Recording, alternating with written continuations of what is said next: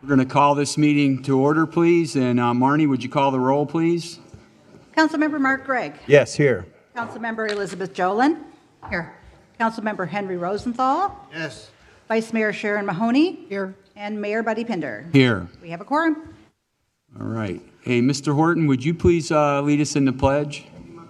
Thank you. Allegiance to the flag of the United States of America and to the republic for which it stands, one nation, under God, indivisible, with liberty and justice for all.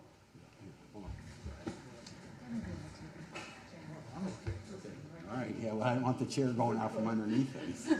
It's like the day when I had the flower shop after lunch. Okay. I've asked Coach Hammond if he lead us in a word of prayer here before we get going on the meeting.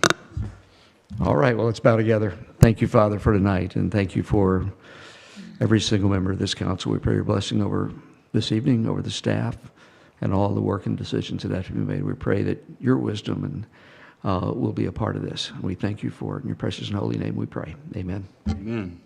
Thank you, Coach. Okay. Let's see. Does council, do we have any additions or deletions?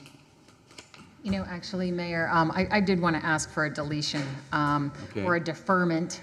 I know we touched on this a little bit. I think we touched on it last meeting, and I know I touched on it in my briefing with Rob and the staff about the quasi-judicial component here. I'm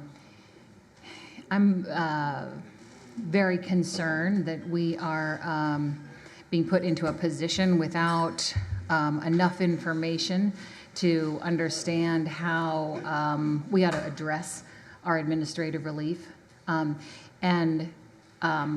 With respect to the applicants and everyone here, I wonder if we could defer these items until we defer these items and request from our planning department a more comprehensive plan for meeting these out. Okay. Elizabeth, I'm going to let Mr. Quick answer that because Chris Trantines have been going on for months. We have kept putting this off and putting this off. And it's only fair when the people come here, make an effort to come here, that we hear their case and we don't spring it on them. If we'd have given them 7 days notice or something, but I don't think it's right. Here, here's Mr. Collins right here coming in, which is not. This doesn't have to do with. I understand, but I'm just saying people make the time and effort to come. So, Mr. Quick, can you give us any? I personally don't want to do it. How about? This is sort of like what we went through the other night where I understand, and we all, I think, understand that we do need to fix the way things are done in this little group here. But again, I have the issue with pulling the rug out from people when we're down to the 9th inning, and that's what we are. So, All right, Henry, what is your opinion? I proposed an opinion almost 4 years ago, and it was rejected. And what I proposed But Henry, we're talking about tonight about. I understand that. Ms. Jones and Chris Trantine administrative relief. Yeah, but I want him to understand, Mark, what we're talking about. I know what you're talking about. Okay. A plan is very much needed, no question about that. Okay. And when I invited the county to make a presentation here years ago, I got little or no support. My main position was to make allocations ending in 2026. Correct. And if we keep going the way we're going, 2026 is going to show up in spite of what everybody else wants. Mark made a statement at the last meeting that he voted against that. Right. He's seen, I wouldn't say he's seen the light, but he's kind of reversed his position as of the last meeting. A very unpopular position, by the way. But I congratulate you for what you said. Thank you. And I can see the need for a lot of things that's going on, but we need a plan, and we're just piecemealing into this situation. And as long as we continue to piecemeal it, it's going to stay that way. Okay.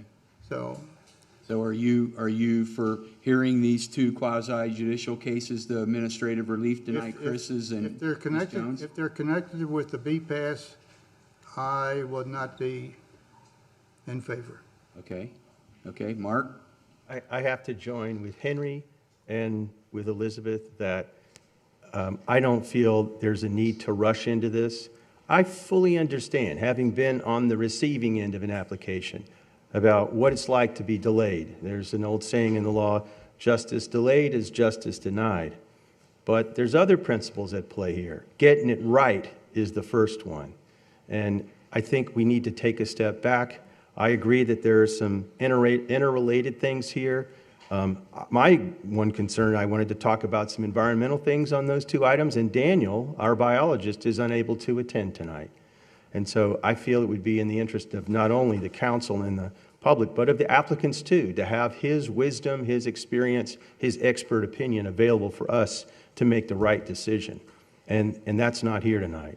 So it's time for us to stop what we're doing, which is the piecemeal approach. And I do agree with Henry on that. I'm not sure about seeing the light, but I definitely see this in a different light. And it is unpopular. But I'll tell you that the phone calls that I got after Tuesday night's meeting were consistent with my thinking on this, that others are seeing it too. And I think it would be wise for us to let the public participate in that. You know, we make a big deal here about public participation and stakeholder participation and helping us to get the right decision. These are not ours these allocations don't belong to the 5 of us, they belong to the 7,200 of us that live here.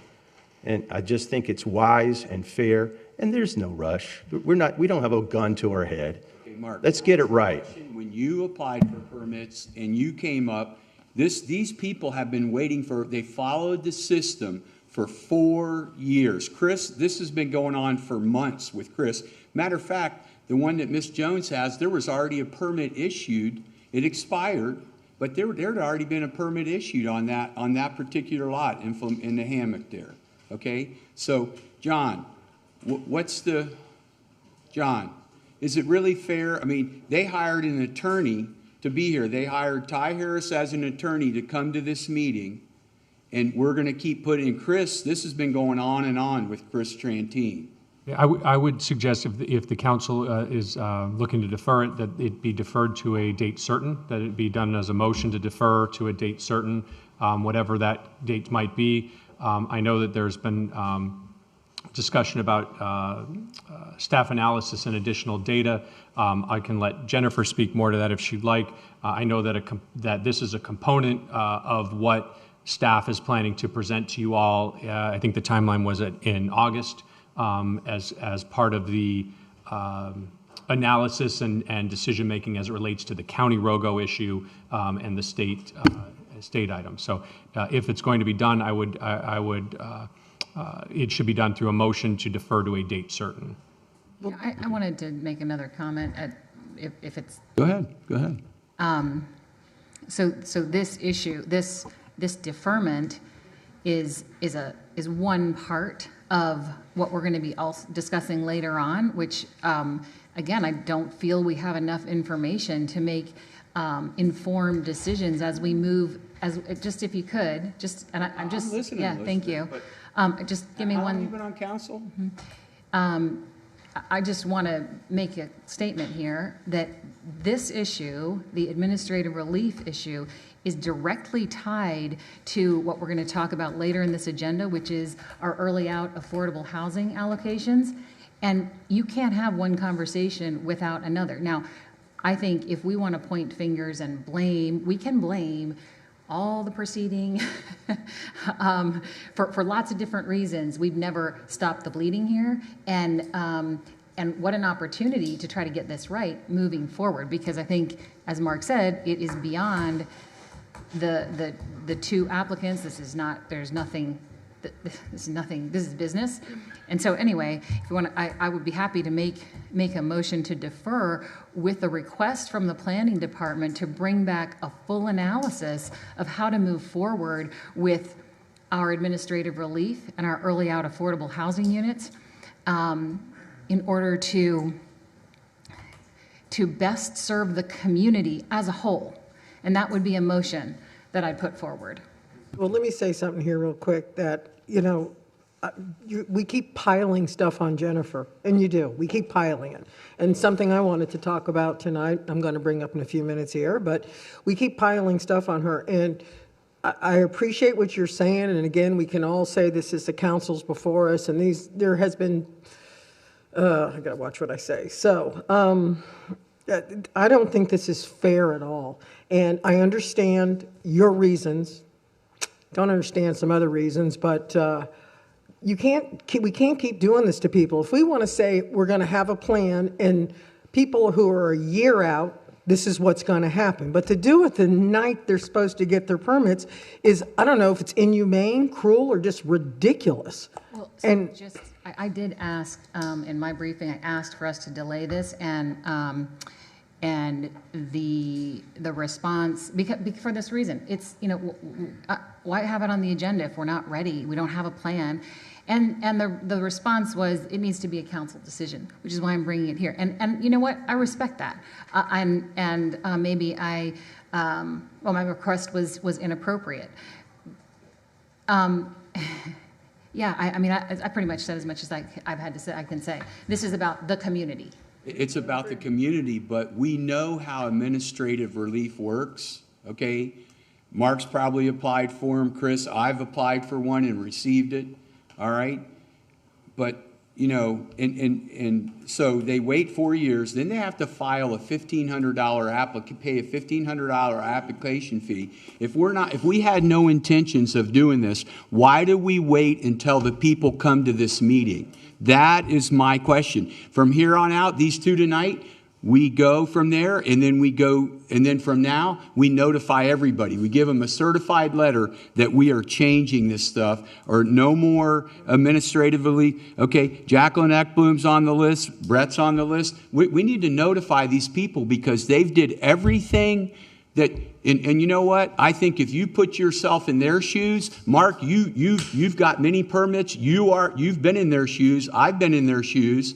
Okay, and to pull the plug the night they come to the meeting is totally wrong, and I will have no part of that. If that's what you want to do, and that's what you want to do, but Jennifer just said the other night she can't do it until August. Okay, and this is not fair at all. Okay, we need to. What's good for the goose is good for the gander. Okay, we need to do what is right here. And I think we talked about this the other night. I feel very bad to the people that have came, and Mr. Harris is representing one, Chris is representing himself. This is, we need to seriously think about this because it really, really makes us look bad. Why didn't we bring this up 3 months ago, okay, to where people don't spend another $1,500 applying after the end of the year? This is totally wrong what we are trying to do here. Totally wrong. What's totally wrong is forcing us to make a decision tonight with inadequate information when we're not comfortable. Inaccurate. Where are you coming up with inaccurate information? Council, just one second. I mean, we do have a motion on the table with Councilwoman Jolin, but if I could just ask if let's have it. I want a certain date, John. Well, I was going to ask if we could do it to a date certain. I mean, that from legal, I would like for the motion to include a deferment to a date certain. So I'm happy to include that. And what I have, the response I have been getting from our planning department is I need direction. So what we are not doing, but not just from you and me, that she needs direction from Mr. Cole, our manager. That's who we're supposed to be talking to. Okay, us, not Mark, not you, not me, not Henry, not Sharon. You're supposed to be going through Mr. Cole because he works for us. We can talk to anybody we want to for information. Yes, that's right. Public information request, but we cannot order our staff to do something. That's in the charter. We all know that. It's in the charter. I got it right here. Yeah. So if I could just finish my, Go ahead, what I was Elizabeth. saying. So the reason that this, you're right, this should have come to the council probably 10 years ago, and it didn't. And I'm not sure why. I have some reasons that I can think of, but it's not necessary to go there. So I have asked our planning department for this information, haven't been able to receive it. Possibly because I'm an individual person and they need the council direction. And so, it is, what is the word when you are, we are culpable, we are guilty of, if we continue this path with absolutely no plan. And what we also haven't been receiving from, I'm not sure who would provide that, what part of our administration would provide it, is an explanation of what happens to this, to the entire body of taxpayers when we don't make a plan to respond to what we know will be takings claims. And that expense will land on all of us. So, I mean, no one in this room doesn't respect what's happening here and the needs that these two applicants have, but this is a bigger question, and no one, just a minute, no council has asked for this. And if we were, small and wanted to blame, we could put some real blame on past councils. We could. Where were they? I mean, did no one see this coming? Every applicant in the system?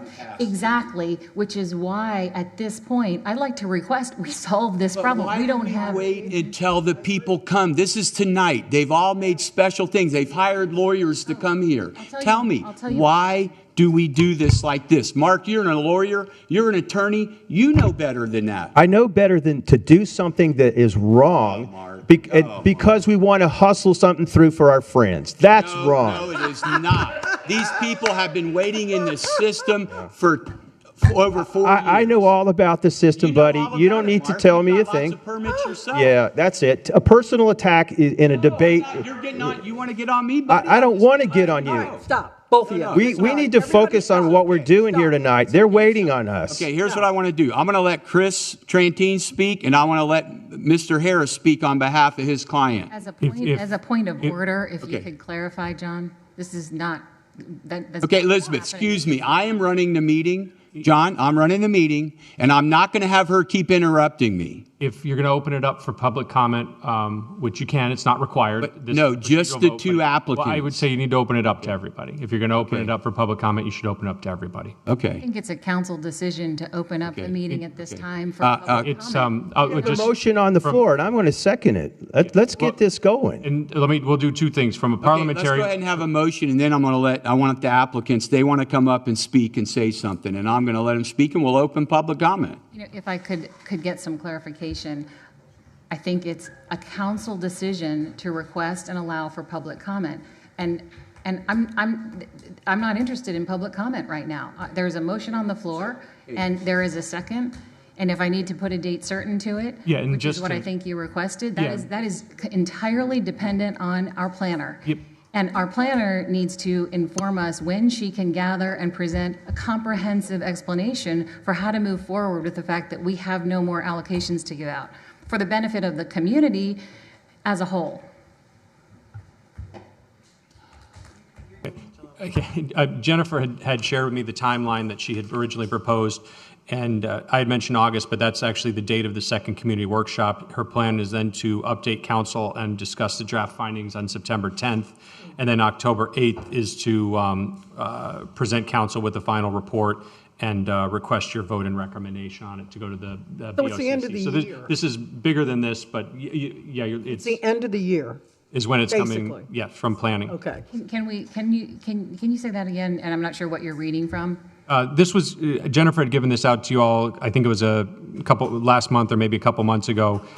Yeah, it was at the March meeting because it laid out the plan for the analysis of the process for future BPAS consideration. It lays out things March, April, May, June.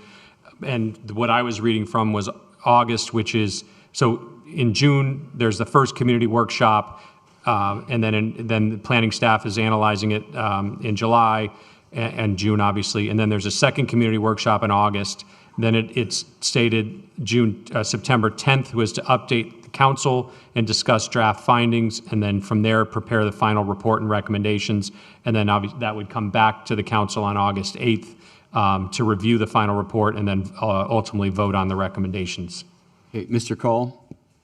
Thank you, Mayor. I just want to add that that timeline that was outlined was in response to the county's ROGO process. We're trying to work in parallel to them and provide them with answers for the Islamorada community, so it dovetails in with the decisions they're making at the county level. And I'd highlight that by holding those community workshops and embedding these multiple issues that we have surrounding our allocations into a public conversation, we will not only have the village council's viewpoints and perspectives considered, but it will allow us to incorporate and weigh members of the community's viewpoints and perspectives on the same question. So when it does come back to you in October, you'll have a comprehensive set of recommendations that reflect, again, not only our professional staff's viewpoints, what's happening elsewhere at the county, but also opportunity for members of the public to weigh in and help inform the decisions that you'll be making, so that when we do reconvene on the topic, although this takes a little time, we'll be able to do it right and we'll be able to do it thoroughly. And again, I'll just emphasize one more time that deliverable can reflect community engagement and feedback as well. So you can be a little bit more comfortable in the positions you're taking, that they represent the broadest spectrum of public viewpoint and perspective on the questions, and we make a good and well-informed decision that can then be used to apply to these applications that are pending, assuming the council's direction is to defer them. And I'm waiting for the outcome of that conversation. I just wanted to add some more detail about why that process is the length it is and what the benefits perceived are in association with it being laid out like that.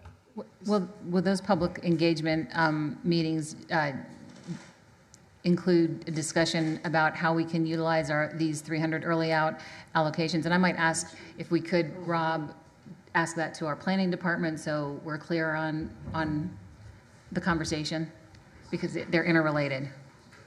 Ms. DeBoybrand, can you speak to the topics as best you can at this point as to which ones we're covering? And, yes, absolutely. We'll report back on, but I think it is comprehensive. Yes, so over the past several months, the council's asked the planning department to review several items that I feel dovetail and culminate in this larger conversation, and those include vacant parcel analysis, affordable housing plan for the 300 workforce affordable housing unit, an administrative relief plan on how we're going to proceed with future administrative relief, and then this process for future BPAS consideration. So all of those items would be what we would be discussing throughout the summer process and in these community workshops, and those will be, we would be coming back to you in October with a bigger concept for the future of Islamorada with BPAS, vacant parcels, all of those items as several considerations for you, like sort of a menu of options for you to choose from. So you're talking the end of the year, and so Yes. two people tonight. Seriously, you guys, you can't see past two people that have, well, I know you can't, but I'm hoping maybe the other two can. But it's not. It is, Elizabeth. I know you want to fix a problem, and this problem, you and I are probably the most clear on what's been going on for years on these councils, and I'm sorry it's the truth, but this is not fair to push these people to the end of the year. There's just two of them. can And if we you want to ask- send out a certified letter saying, from now on, here's the new rules. To do this tonight is inhumane, cruel, and not fair.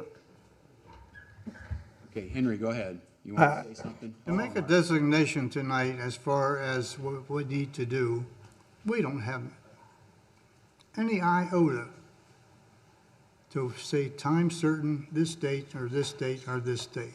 We're way too early to even consider that. What we're too late to do is to bolster her department. She can't, I hate to say this, but your department as a whole doesn't have the expertise I would like to see. I've said it before, and I'm trying to do it in a nice way without saying it, and I don't know how to say it in a nice way. You are under time restraints for all kinds of things. And quite frankly, the mistake was made when we terminated somebody that was already working on this, and we turned him loose. We didn't. The manager did at that time. You know who I'm talking about. He was in the motion to do all this. And if he were still here, we wouldn't be at this junction right now, I don't think. Well, but we would be well on our way. That department does not have the time nor the expertise to do what you want with a time certain. It just doesn't. This is a hopeful thing. I understand what the mayor says. People have shown up with the expectation that we're going to be heard and either get their permit or not. I understand all that. But there's also some people out there that have lots and they say to themselves, someday I'm going to build my dream house here. What about those people? We could go on and on and on. We have not been fair in many instances. You want to fix it? Don't put a time certain on it. Go out and find the staff, and Mr. Manager, this is not directed at you, believe me. But go out and find the expertise. You know, people say to me, how did you do what you've done in your life? You know what I did? I surrounded myself with expertise people that knew more than I know. And we're sitting here, and we don't have those people right now, excusing the manager. We just don't. Henry Ford did the same thing. He didn't know how to build a V8, but he hired the guys that did. Well, anyway, so I think we're putting the cart before the horse. I know the intention, but to make regulations of a time certain to be completed here, here, and here, well, let's try to do that, but don't make it a certainty. May I ask what would be the earliest date after all of the events on the list that we could meet in, was it October, I heard? Yes, the intention is for you at your October 8th meeting to review these findings and make a decision. Look, this is a very, very important issue.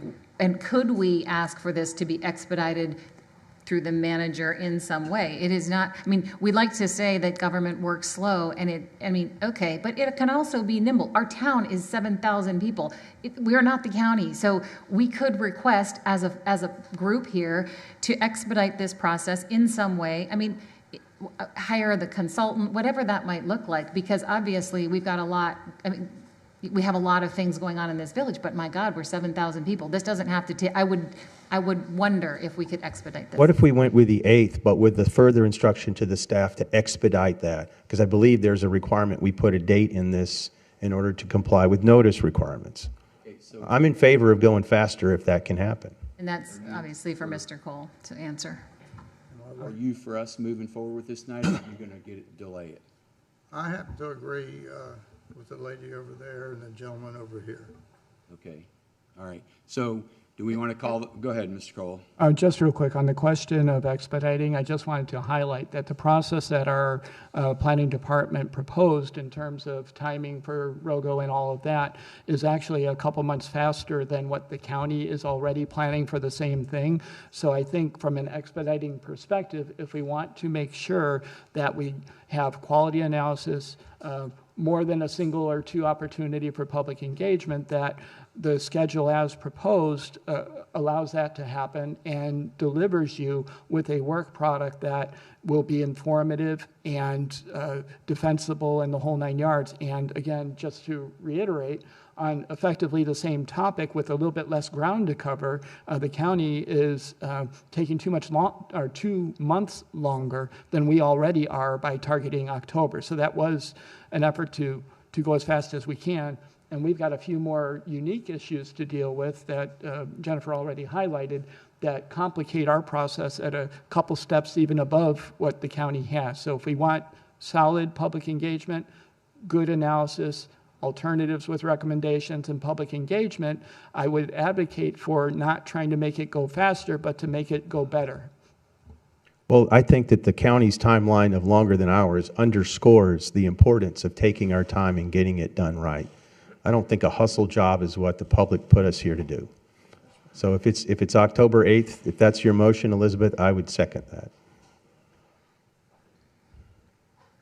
Well, that is my motion, and I just, to make sure that I've got the motion right, I mean, I would point out that on this very agenda, we're being asked to make decisions about subjects that are going to be analyzed in this conversation. So which items are, I Well, understood it was for the two example- quasi-judicial only. It is. Okay, yeah, so let's just deal with this, and then I'm going to bring up my next subject. As I understand the motion, it's a motion to defer tabs E and F, which are the two quasi-judicial items, to the October 8th regular village council meeting.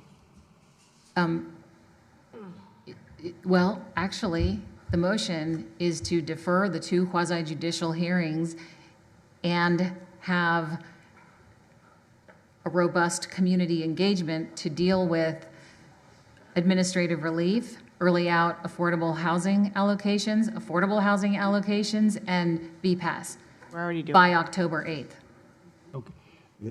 I think that's included. I don't think so. I'd just like to get it on the record, just in case, because I don't want to get in a situation to be sitting here on October 8th and have to say again, hey, you know what?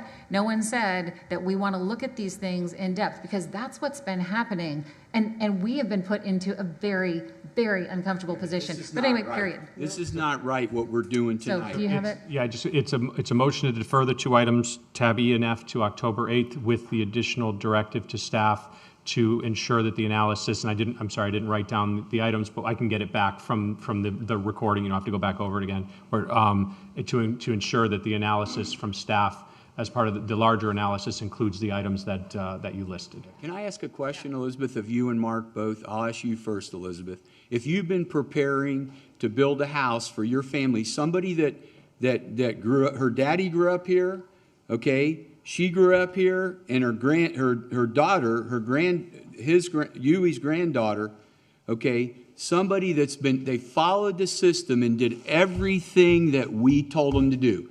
How would you feel if you had a lawyer hired and you come in here and we wait until the night that we're supposed to talk on this to approve it or disapprove it, and we spring this on them?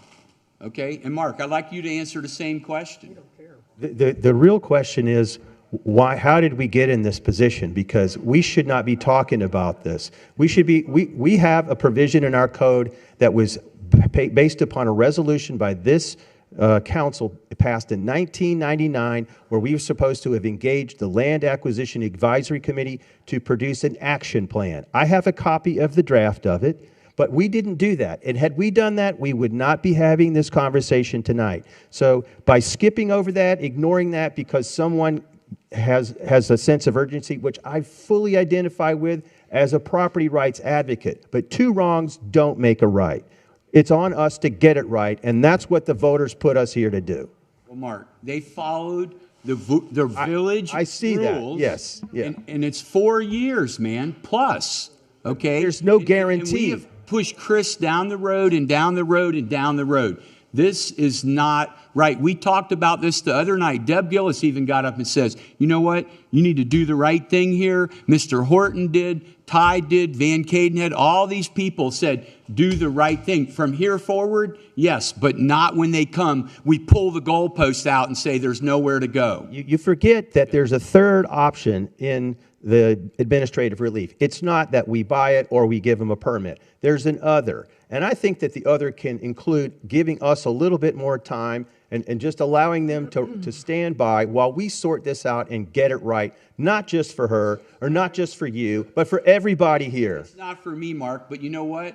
We're going to have a lot of lawsuits. You think we're going to have lawsuits because we don't give people their permits or stuff. We're just creating lawsuit after lawsuit by telling people they follow. You're making my argument for me. My argument is to minimize the damage from those lawsuits by making sure we very wisely allocate those permits to the most valuable properties that we're likely going to have to pay for. So your argument was the other night, you had 5 lot dedications. In my book, there's 10 lots at question there because each one bought a lot. So that each stone took off all those lots, okay? I think we're drifting off of the No, schedule I'm for just saying, tonight. you guys had an opportunity to talk, and You I'm didn't gonna want to have talk an about it last night, or Tuesday night. Okay, I'm jumping in. All right, The two of you okay. stop. Okay. Because you're never going to agree with him. Okay, And all right. He's not going to agree with you. So can we Okay, move so forward with let's this? move forward with the motion Let's then, finish and then I'm going to ripping these open people public apart. comment when I finish additions and You had the deletions. motion. As a point of order, can we call for a vote then?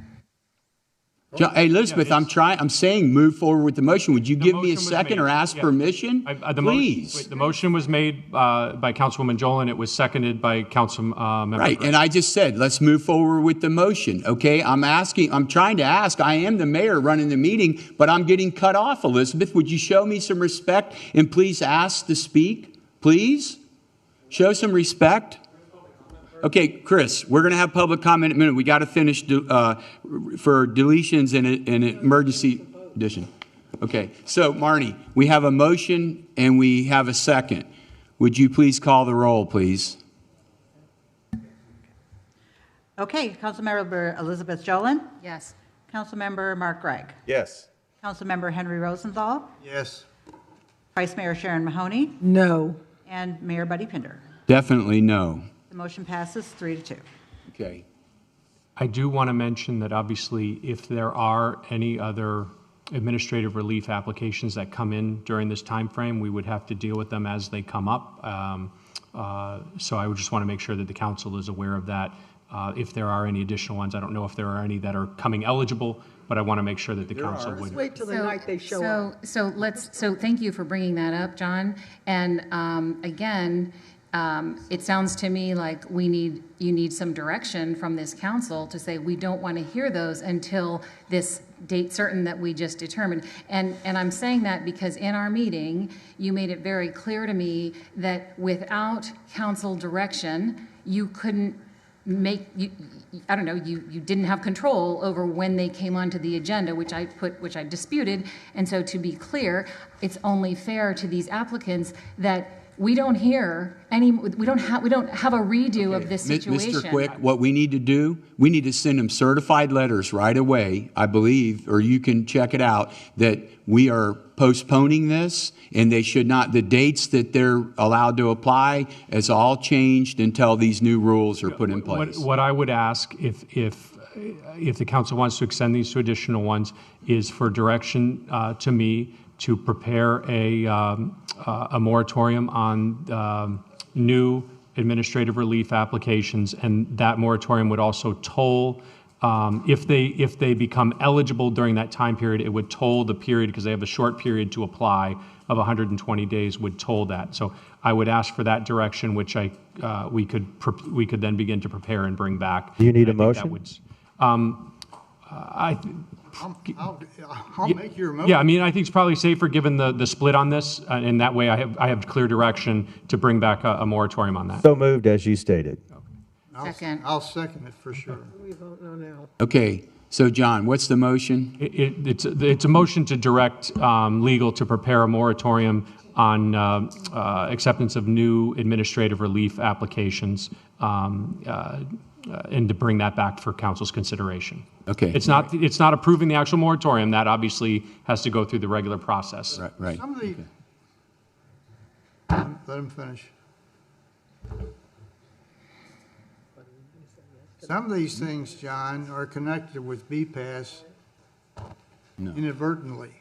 I mean, can we include BPAS as far as that moratorium? That's coming up. That's coming up. Yeah, We already have it? Yeah, we've got one on market rate, and actually there's on the agenda today, there's an extension of that one for your consideration. I just want to make it clear to the public as well as the people sitting here.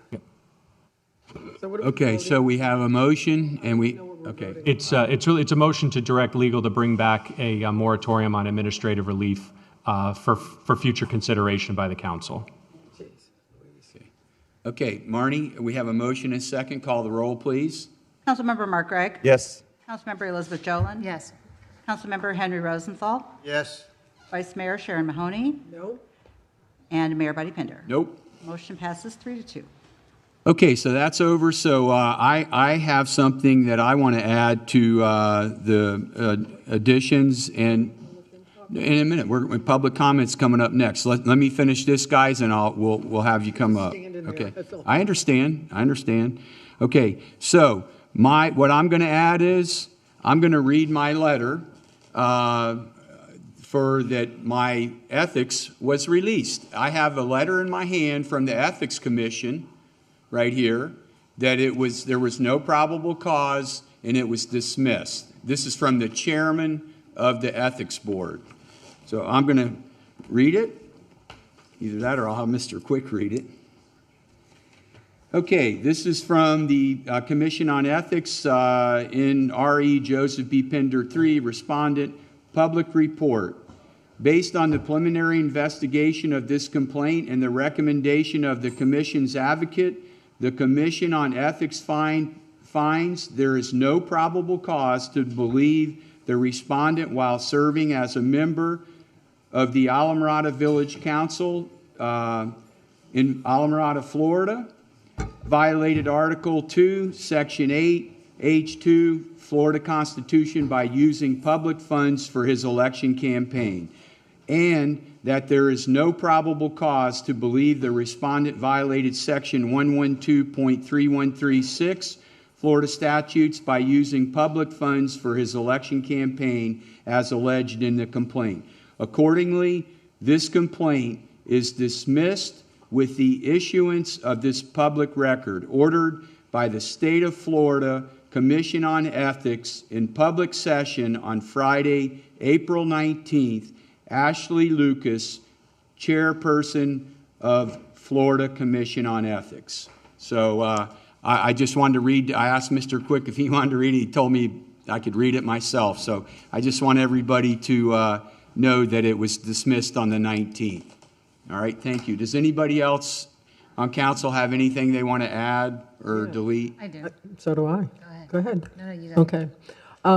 I had talked to John Quick and Mr. Cole, and I think this is a perfect time to just have a short couple-minute discussion about administrative interference. As today, I've had a lot of people call me and say that people on this council have been improperly approaching the staff, asking for things, and I think we need some clarity as to what the council is allowed to do and what should be done, so that way, in the future, if somebody does something wrong, they get their little wrist slapped. So would you please tell us the procedure? Sure. Under your charter, actually, I'll pull up, it's Section 5, subsection 12. There's a provision actually in your charter that says non-interference by village council. I'll read it so that everybody's aware. Except for the purposes of inquiry and information, the council and its members, including committees thereof, are expressly prohibited from interfering with the performance of the duties of any employee of the village government who is under the direct or indirect supervision of the village manager or village attorney. Such action shall be malfeasance within the meaning of Florida statute sections 112.317 and 112.51. So the way I interpret that is, and Rob can speak if he feels differently, is if you're looking for information, something that, can I get a copy of the BPAS list? What can I get a copy of this? That's something you can certainly go to the department heads to get. If there are questions about applications or items that are coming before you and there's substantive discussions, all of those should go through either the manager or the attorney, depending on whether it's legal or anything outside of legal would all go through the manager. And then the manager can either address it himself, or he can then filter it through staff as he sees fit to address any of the items that may come up. I covered it? Yeah. And I'll add just one thing, that same language will be shared with all the staff to make sure that they're aware of it and what the boundaries are for those contacts. And if there's any concern at all that that may be occurring, we'll encourage staff to let us know and talk about that and resolve it in an expedited way. Thank you. And Mr. Cole, I have something I'd like to add to that. If out of the ordinary, if we're not asking for public information requests or stuff like that, but if there is any council that is trying to direct staff, then I believe that they shouldn't have a meeting with staff without you being present or John Quick being present. Correct. Okay. council should not be directing staff because they report directly to the manager. I report to the village council. So the council directs me, I direct staff. To the extent that a meeting is needed to, dig into the weeds on a particular topic with a single council person in compliance with the Sunshine Law, yes, a manager should be present in that meeting as well. So just so the public understands that you work for us, you and Mr. Quick work for us, and we come to you, but the staff works for you. You are the staff's boss, right? Correct. Just so the staff, that the general public understands that. All right? All right. Anything else, Vice Mayor? No. All right, Elizabeth, you had something else? Yes, thank you. So we have, later on in our agenda here, we have an item that talks about making decisions. Let's see, it's tab 8, reservation of early evacuation affordable allocations for village use. And I would request that we pull that, because what we just did was direct our planner to actually make a plan for how to use these most strategically for the benefit of the town. And there are a lot of creative ways to deal with these affordable allocations to mitigate the potential for future takings claims that we will have because we're out of a market rate allocations. And so this is premature, and we have been put into a position to have this conversation. In another scenario, this wouldn't even be on here because we haven't done this analysis. We're handing them out with no analysis for how to best use them. And just to remind you, the county is withholding their units, their allocations, and making a plan for them before they start giving them out. And I would just request that we delete this item. So here we go again. People showed up with their attorneys, with their This doesn't have anything, this doesn't affect. Yes, It doesn't affect anyone here. No one is getting these tonight. And maybe Jennifer can speak to that. Well, actually. Hey, Jennifer, would you like to speak to this? Sure. This tab 8, please. Sure, it's tab B, I believe you're referring to. Tab, what's that, Jennifer? B, I believe it's tab B. B? Okay. This was an item that was requested at the last meeting by the council, that the staff look at how many of the early evacuation affordable units we could potentially reserve for village use. So after that meeting, the staff did an analysis of the B-Pass list and the number of lots on the B-Pass list and how those would play out, and also the lots available for affordable housing on the list that was uploaded to the website under the Live Local Act, and then that's how we came with that number. This was solely at the request of the council at the last meeting, so if the council is unhappy with the direction we took, we're happy to relook at it or do something different. I would just point out that we just requested for the planning department or however they go through that, to look at this very issue. I mean, there is not even in this, again, I'm a little frustrated with the fact that I'm being asked to approve something. I mean, is this first come, first serve? Where's the system? It's not in front of us. And you're put in an uncomfortable position to have to vote on something that is incomplete. But our staff's recommendation, Elizabeth, staff recommends approval of the attached resolution. I don't know if you How much read the time and money resolution. has it taken them to prepare this document, and we're just going to throw it out the window? If you've read it, you will ask the same questions I do. And we literally just made this request of our planner to use this very issue in their analysis for how to best serve the community. If I don't trust staff, I shouldn't be on the council. That's the way I feel. I have a question. I'm not clear on exactly which one you're talking about, because there's a couple of early evacuation ones. We promised Mr. Collins and the Coral Bay Marina we were going to make his problem go away tonight, and we're going to do that. This I'm tab all is A. in. I'm all in for that. And so whatever this, and what I think is happening, I think there's some typos here because some of this is, Which tab, please? so Tab B, Mark. because these are interrelated, the point, and maybe you can help me because, Rob? I just want to interject something Feel before free. the conversation continues. This tab B is basically a stopgap that allows the village to reserve a set number of units for ourselves to dispose of as we deem appropriate, as we continue to work through all of the affordable housing and other allocation questions through the month of August and September.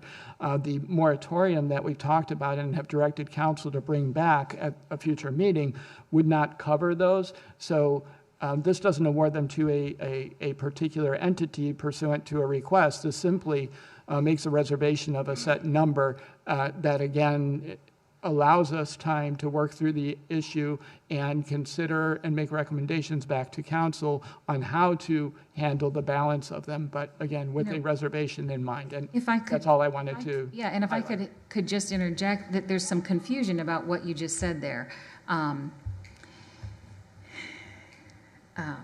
Okay, Elizabeth, take a break a minute. Henry, go ahead.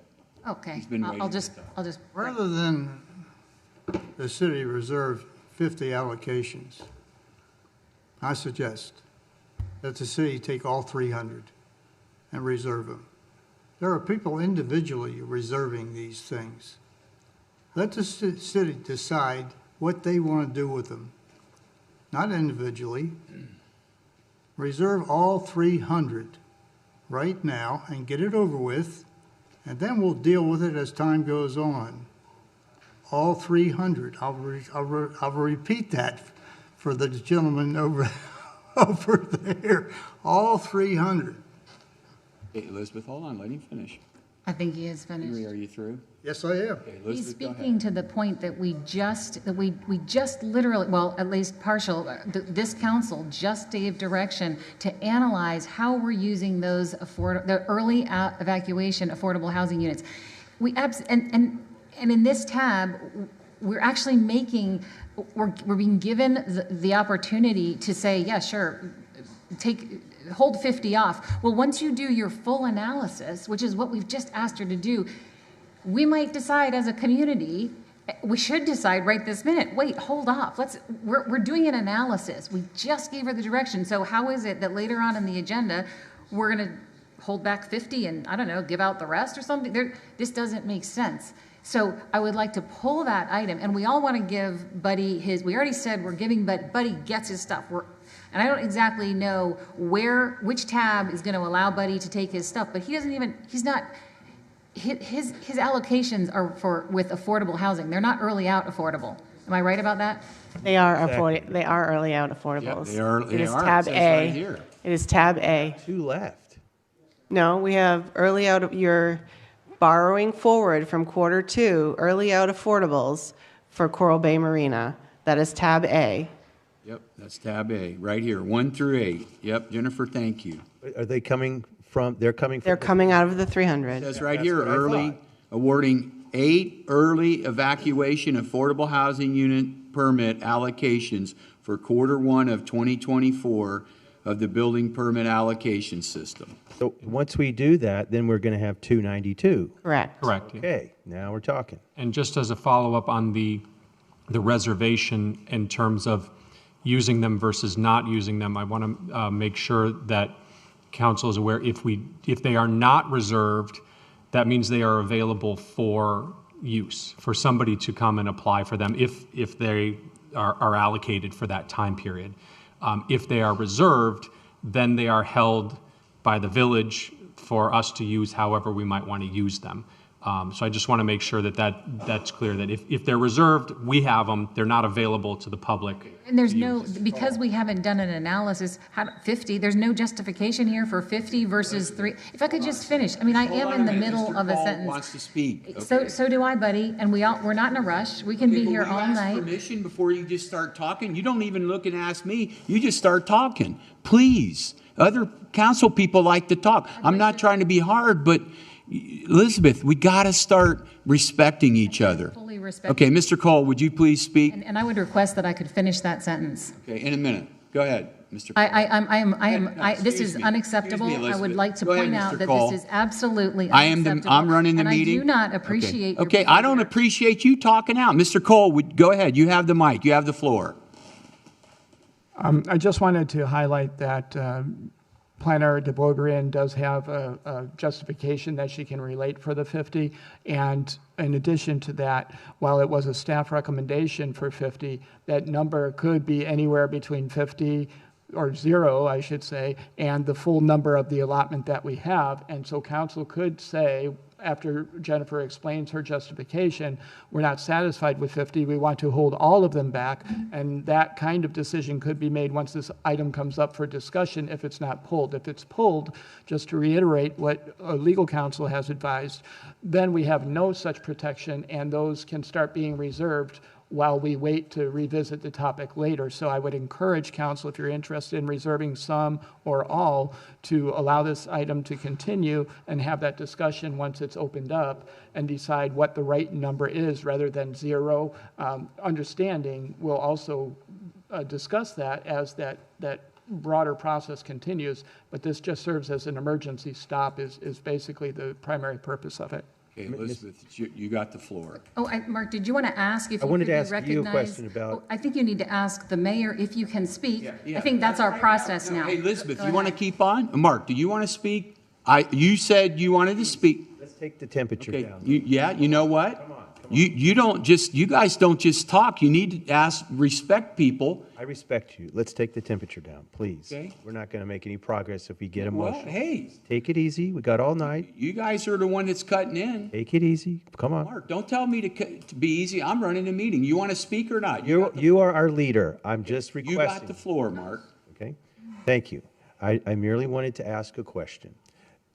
What I'm sensing from Mr. Cole is that I believe we could achieve the same purpose you're advocating for if we were to, in fact, keep the item on the schedule, vote on it, but reserve all 292 remaining units for the village. We would then have control over them. They could be incorporated into the discussion that Jennifer's going to be working on for us to come back in October, and we don't have to worry about them getting snatched away from us from anybody. Is that a functional equivalent of what you're looking for? Buddy, may I speak now? Go ahead. Mark, thank you. That is a fine suggestion. I will remove my request for deleting the item. I appreciate your explanation. You're welcome. Okay. Come on, guys, let's take it easy, please, all of us. Me too. I'm guilty too, please. No, you know what? Every one of us, we are on this council. We can't do anything about previous councils. We have to deal with it. It's just some of it we all see through different islands. But I want respect up here, and it's been getting to where people just talk out and they don't ask permission. Mr. Cole had his hand up before you even started speaking. He couldn't speak because you were speaking. That's all. Yeah. Okay. So, anything else? Any other deletions or additions? Okay. With that being said, it's closed. So now we're going to open public comment. Okay, we have signed up Joe Wishmeyer, Van Cadenhead, Ty Harris, then Holly Ernest Jones. Joe Wishmeyer, Plantation Key. Mr. Mayor and Council, first, I would like to commend our new village manager on his weekly updates and progress on items on that list. In his short time as manager, he seems to have made more progress than this council has in almost 2 years. For example, the baseball field that was apparently going on for years with council and the public being kept in the dark. Hopefully, he can look into how one village building official can sign a form approving the changing of the T-table flood plan on a low-lying island with bone artifacts on it from a V zone to an A zone without council or LPA approval. This either needs to be rescinded or deny any further development on the island.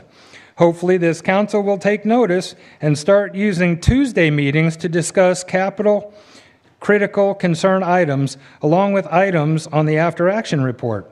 Tuesday meetings are labeled Village Council meetings. That should mean that they are used to discuss those types of issues. Thursday meetings are labeled Land Use Village Council meetings.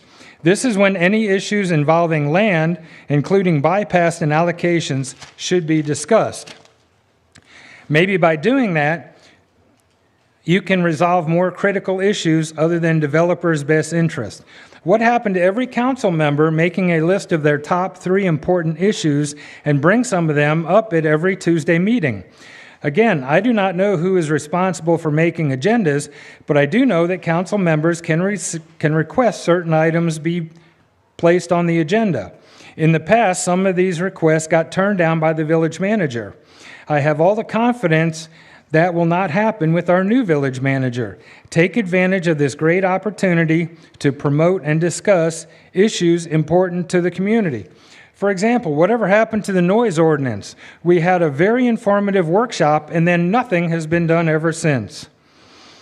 Restoring confidence in our village council, manager, and staff is a must, and with Mr. Cole's influence, I think and hope that we're headed in the right direction. It is election season, so tell us your priorities, follow with them, and put your best foot forward. Thank you. Thank you. Marnie, who's next, please? Ty Harris? Thank you. Van said for Chris and I to go before him. Again, Ty Harris with the law firm of Ty Harris, PA, 110 Plantation Shores Drive, Tavernier, Florida. I'm here today representing the Jones family, and particularly Jessica Jones, who's third generation, whose application was supposed to be heard at the end of your agenda tonight as part of a quasi-judicial item. This is not legislative. This is not a ministerial. This is a quasi-judicial item. I can tell you right now what you've done by invoking the beginnings of another moratorium is not going to impact these two items. What you've done under Florida law is called, you've instituted the red flag doctrine, which is a zoning term of art that says any applicants are now on notice that there could be a change to the code. That change cannot be applied retroactively to these two applications. So you kick the can down to October 8th, the same rules that are here tonight are going to be the same rules that you're going to be applying in October. And you didn't even give them a chance you didn't give them the respect to up or down their application. And here's the thing. You had multiple choices other than purchasing the property. You could have taken away the negative points and left them in B-Pass. But you didn't get that opportunity. They didn't get that opportunity. So this is a dangerous precedent. What happens when a site plan comes up here that's quasi-judicial and maybe you don't like it? Are you going to indefinitely delay it so that you never hear it? They never get their day in court? Because when you're listening to quasi-judicial, you're sitting there as judges. There's a legal standard. There's a competent substantial evidence standard. And you have completely ignored that in your actions tonight. And I will tell you, symbolically, I'm going to send you my legal bill for tonight for the Joneses. Thank you. Thank you, Ty. Who's next? Chris? Yes, Chris Gentine. Good evening, council. Good evening, staff. I don't know, I guess it's been about a year since we started this process with me. Came to you guys, we talked, said, hey, what's the best route to go forward? You guys said, hey, let me get back to staff. We gave some options. Okay, we'll come back around. All right, we came back around. We're like, okay, Chris, let's get appraisals. That way we can come with a fair market value and either buy you out or give you your permit. Okay, no problem. Give us a couple months. Give us, till January, February. Okay, well, the appraisal took a little bit longer. But promise next meeting we'll get this situated and we'll move forward with something. All right, I understand you guys are busy. Let's do what we got to do. I know there's more administrative reliefs coming. I'm sure we're going to figure out something, but no problem. Let's do it. So here we are, the next meeting. I feel like we've all been working together. We've, a lot of things been happening. Obviously, a lot of things getting shaken out. We've stopped B-Pass. We've stopped administrative relief. Now we're stopping affordable housing. So pretty much it sounds like there's not going to be a permit even issued except for commercial till sometime after October. Correct me if I'm wrong, but like I said, I've been here a long time. I try and work with you guys, but to some extent, come on. There's, like I said, families here. There's people here. How long have you been waiting on your permits? I hope you get them, because yeah, right. So, just to do this, I understand, I deal with the county, and the county, for everybody, the county's still giving out permits. Yes, they switched it back, and they only give 6 permits to certain areas and doing stuff, but they're still giving out permits, still permits to come out every quarter, and they're having the same issues, go to the same meetings. They have a lot more staff, and it takes a lot longer to get anything done there, but the same thing. So, just want to say, I appreciate you guys, respect you guys, but, I don't feel the respect back, and I don't think anybody in this room does either, so just putting that out there. I appreciate you guys' time, and like I said, I didn't go to my kid's baseball game, playoff game, because I thought we were going to come here and get somewhere, but here we are. So hopefully we can get something done soon. Thank you, Chris, for your patience. Next up is Van Cadenhead. Good evening. I'm Van Cadenhead from Islamorada. I have here in my hand the lease staging area agreement between Islamorada and Gianetti Contracting for the Island Silver and Spice property. And it says a lease contract. Now, a lease tends to be both sides benefit in some way.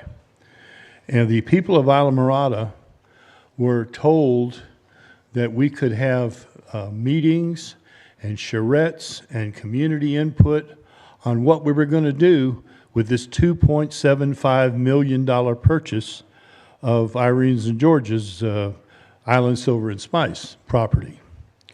And I tried to help Henry get it because I think it's important that the village have that property. What happened after that is what I'm here to talk to you about. What happened after that was the taking advantage of the people of Islamorada and cocking them over the couch for over a year. And with this agreement here, which I just got tonight, and no one in the village has seen it that I know of that is aware of the stipulations in here, it's the lease use Article 1 says there's supposed to be no structures or improvements. Well, there's been trailers on that property. That's a structure for at least the last year, and because they've made it their construction headquarters of their staging area for their fill and their equipment and their other things. And it says section 1.3, the contractor will not cause or allow to be caused any nuisance or objectionable activity of any nature on the property. I say for the last year, we have had a nuisance and an objectionable activity on that property. We've not had any traffic study about the center of Islamorada becoming a staging area for the pipeline. That wasn't discussed when we bought the property for $2.75 million. No, we were talking about affordable housing. We were talking about a parking lot with electric charging. We were talking about having community meetings. We were talking about charrettes. We were promised that for $2.75 million. That just went away into the mist. And the people of Islamorada have been cocked over the couch since we bought the property. Now, the terms of agreement, general comment here, section 2.1, I asked, and you know that I've asked from here, when are they going to leave? Well, the answer I got was they're going to leave in March. They're going to leave in March. So here it is, May, and I'm going, geez, they should have been gone 6 weeks ago. They should have cleaned out this thing 6 weeks ago. But no, the term of agreement says, this agreement will continue in full force and effect until March 15th, 2025. So they have this agreement for another year. We have to put up with this crap for another year, and without getting paid 1 penny, because in the Article 3 it says compensation obligations. Due to the public nature of the project, the contractor shall not be obligated to pay a monthly fee. Finish up your Okay. the clocks ran out. Well, I'm just saying that you can stop this within 30 days.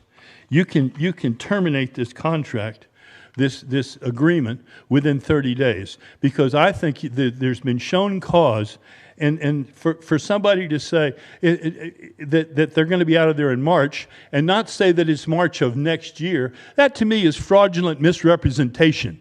And that's the people of Islamorada being cocked over the couch for another year. And I'm not, well, okay, well, listen, this is taking, I'm trying to show you respect, sir, but you got to respect the people of Islamorada. Van, if you're not, I'll just ask Derek to. Of course you will. Yeah. Yes, that's right. Henry, what do you have to say, guy? I appreciate what you said, Van. I looked into it. I had the manager look into it, and I will allow the managers to speak to it. Well, I think Van accurately described the sections of the agreement for the most part, in that it is good up until March of 2025. The contractor he mentioned is the one that contract is with, and they have authority to use the lot free of rent because it's a public benefit. I would add that typically, even outside of Islamorada, when you're dealing with a public utility, there is a partnership there because costs are really borne by the taxpayers no matter which way it goes. So if there is an available space, there's typically a commitment to working with one another to solve that. And it's even possible that I may be reaching out to FKAA to gain access to a piece of their property and negotiate terms for that. So it's not unusual. It has a time certain, it has conditions, and it's with a contractor for FKAA with a public purpose. Go ahead. Yeah, go ahead, Henry. Finish. The manager and I attended that same meeting, as well as someone in the audience. Look at me, you were there as well. And they dictated that condition should be completed in March of next year. There is no monetary exchange in those agreements. That was one of the things I was looking for.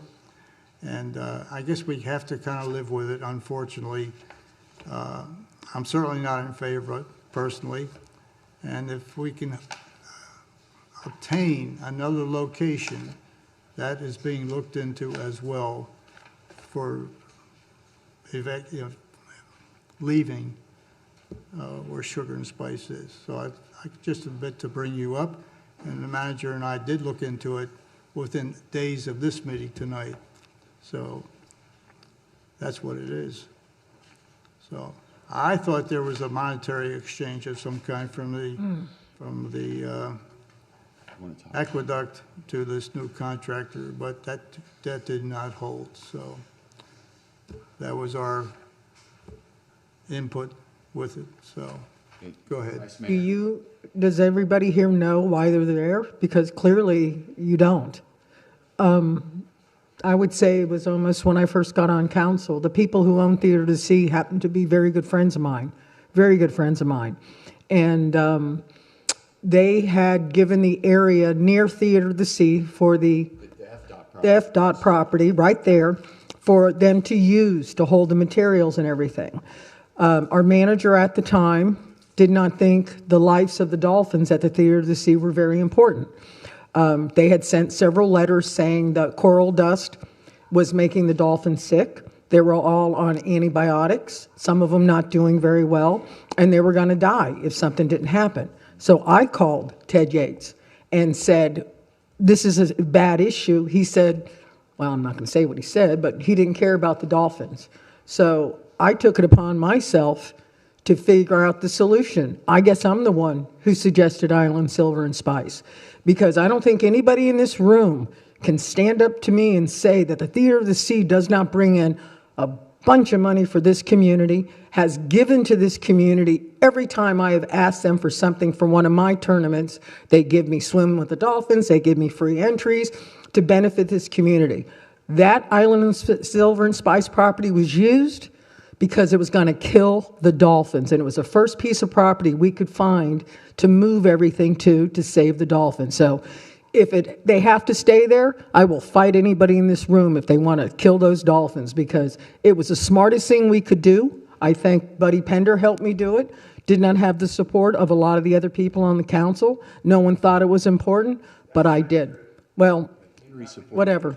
Now, Henry did. You were out of town, so you weren't involved. I spoke to Ted from my. Well, whatever. I'm not concerned about that right now, and I apologize if you were on board, but we are there for a perfect, really good reason, and we're going to stay there until they go through where the Theater of the Sea is and those dolphins are safe. So, there's a true story. Yeah, so okay, I'm going to, wait a minute, Van, I'm going to chime in right now because on my watch, there's not going to be any dead dolphin. The veterinarian called me, and Beverly called me, and Kenny called me, all right? And you know what? I called Ted. I said, Ted, man, we need to get this done as quick as possible because I grew up there. They've been there ever since I've been in kindergarten. I mean, they had a 99-year lease. They got another 99-year lease. They got it from Alonzo Cothran. And we're not going to have dead dolphin on our watch, okay? Then we really would get bad press, and you talk about things. But here's the other thing was, okay, now they're working with the project manager, Aaron Cutler, who is the project manager for this project, who is in touch with Beverly. They got a program. They got, the dolphin are going to go on antibiotics when they're trenching. They have to trench by there. We're all trying to work this out.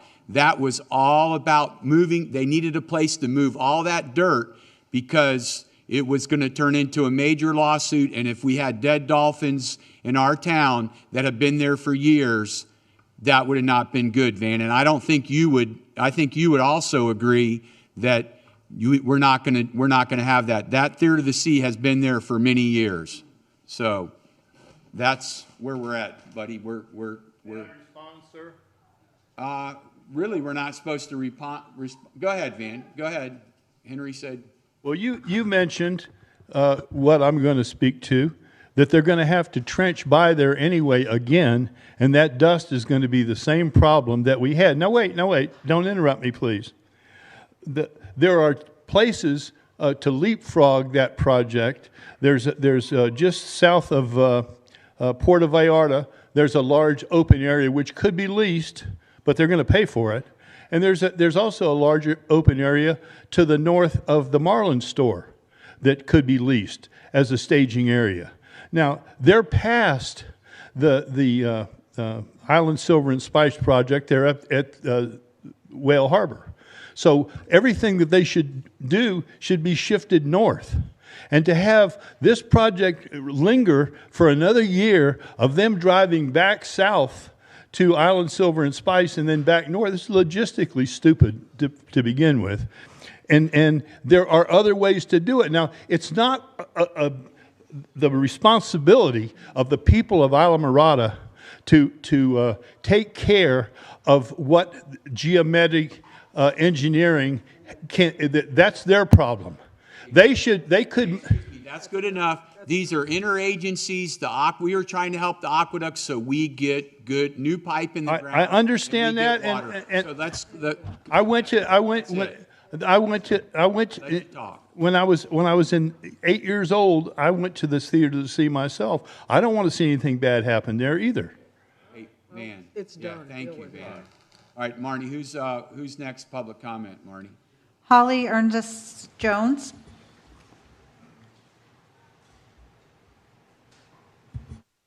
Holly, 33 Flamingo Hammock Road. Good evening, everyone. I wanted to start off by saying thank you to everyone for being here tonight. I appreciate everything each one of you do for our community, and I don't envy you. For those of you who don't know me, my name is Holly Ernstus Jones. Both sets of my grandparents moved to Islamorada in the mid-1950s and 60s. I was born and raised in the Keys and graduated from Coral Shores. I currently work at Ocean Gardens in Islamorada. I purchased a lot on April 1st, 2019. The previous owners had submitted plans into BPAS and had received a permit, but failed to pick it up and it expired. When I went to the village, they told me that I had to resubmit to the BPAS program and wait for my turn for a permit. So on October 24th, 2023, I had been in BPAS for 4 years. I was told that I couldn't do anything until the following quarter. On Monday, January 1st, 2024, I submitted my administrative relief paperwork and paid the $1,500 fee. I was then told I have to wait until Q2 2024 to go in front of the council for their decision. I had to put a sign out in front of my property and send out letters. I have been counting down the days for this moment. So obviously on Tuesday at the village meeting, when I heard about a proposal to push the decision on my property back further, that was gut-wrenching. I have now been waiting 4 years and 7 months for a permit that has already been issued once before. Like many of us, I've faced my share of hardships. Tonight, each of you council members holds the power to shape my future and the culmination of my efforts. It's not easy for me to stand before you tonight, but I find myself with no other recourse. I humbly request that you consider the gravity of my situation and kindly vote in favor of my proposal. Your support would mean the world to me. Thank you all for your time and consideration. Thank you, Holly. Thank you. Who's next, Marnie? Don Horton.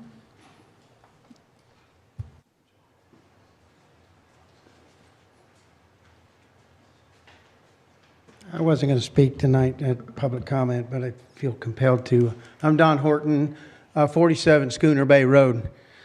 And although he never visited my house like he did yours, Henry, I'll let you know that the previous planning director did not have a plan. He didn't have the public meetings scheduled for the future of BPAS like Jennifer has presented to you guys. And I'm thankful that Jennifer has drafted the timeline, and I applaud her for advancing something that no other planning director has done. Tonight is proof that elections have consequences. Planning director is doing her job well, and surely your comments toward her tonight are in retribution from her having to tell the truth during testifying against you during an ethics complaint. Thank you. Marnie, anybody else? No, sir, that's it. All right. With that being said, public comment is now closed. So we will move on to Mayor Council Communications. Mr. Cole?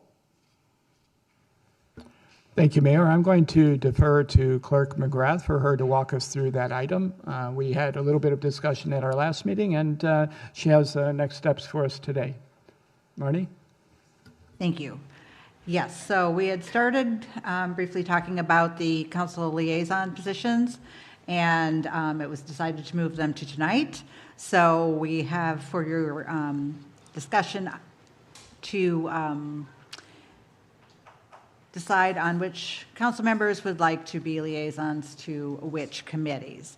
So there are 7 committees needing a liaison. We see the role to be more of a collaborative, facilitating role to help the committees and the council feel like they have common goals, and it's two-way conversation. So that is the point of us trying to get this done, and of course it is also in the ordinance. So we bring this forward for you tonight. I hope that you've had an opportunity to give some consideration to which committees you would like to be on. And I'm here for more questions. Okay, Marnie, is there a list of the different committees?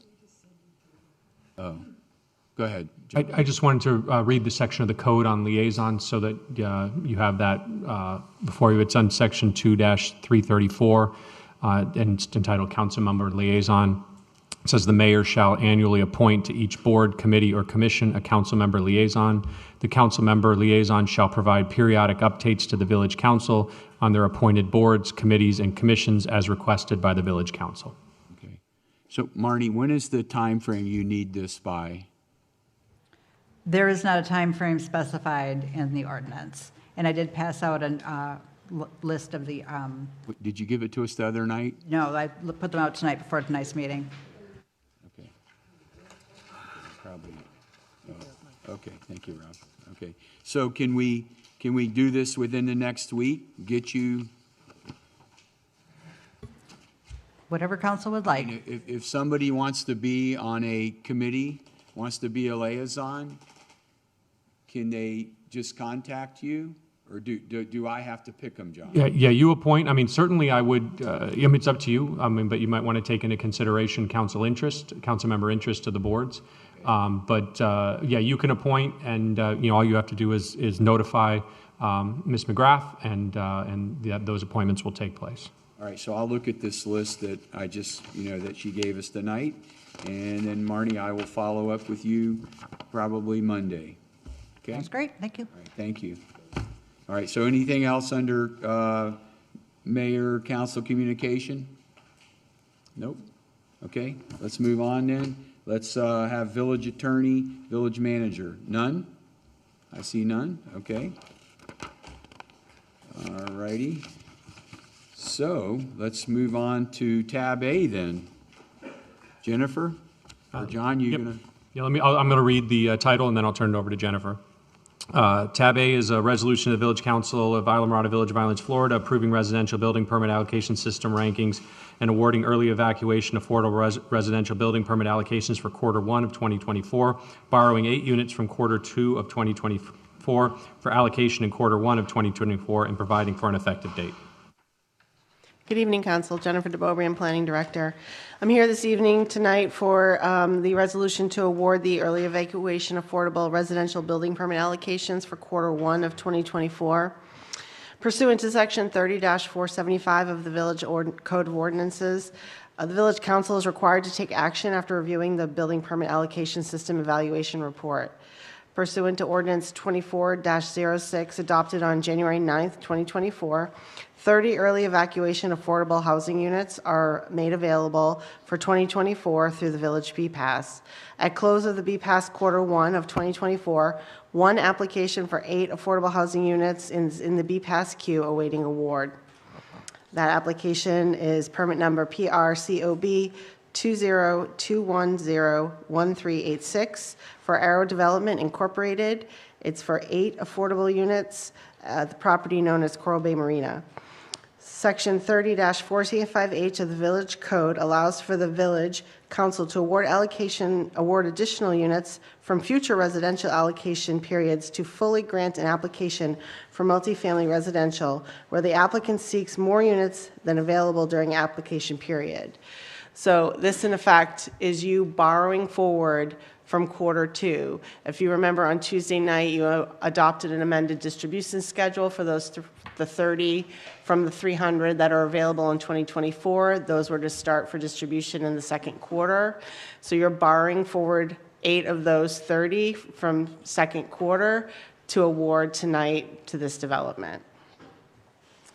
So again, at the close of Q1 in 2024, there are 1 affordable residential BPAS allocations available for award. The proposed project requires 8 affordable allocations. The applicant is requesting the Village Council to borrow 8 early evacuation affordable housing units from the available Q2 of 2024 allocations to be awarded in this current allocation period. And at this time, staff is recommending approval of this resolution. Okay, council, do we have any questions for Jennifer on this? Okay, no? Okay, Henry? I'm in concurrence with accepting it. Okay, all right, so we need to, Hold on, there's a typo. It's just a typo. But it has to do with you. man, you're pretty, And actually, it might be what I was going to chime in about Councilmember Rosenthal. Is it that Mr. Gregg is on the list? Yes. Yeah, and the reason for that is that this list is from Q1, so the determination of the council at the last council meeting took place after the close of Q1, so that's why it's listed on there. So that, as it currently sits, that decision is reflected in the BPAS list, and Mr. Gregg is not on there. So I was going to chime in to make sure everybody was aware, and also to make sure that the public was aware that Mr. Gregg's not on. So obviously you can vote on this. Refer to it as a typo. Yep. Okay, thank you. I think he got lots of phone calls about that today already. Okay, so with that being said, is there any, let's open public comment for this tab. Any public comment, Marnie? Yes, Joe Wishmeyer and Don Horton. Okay. Yes, Joe Wishmeyer, Plantation Key. Regarding the awarding of the early evacuation affordable permits, seems how, if I recall right, he had been requesting this and you were going to grant it to him before it was the early evacuation, but you only had 7 and he needed 8. So therefore it was going to wait.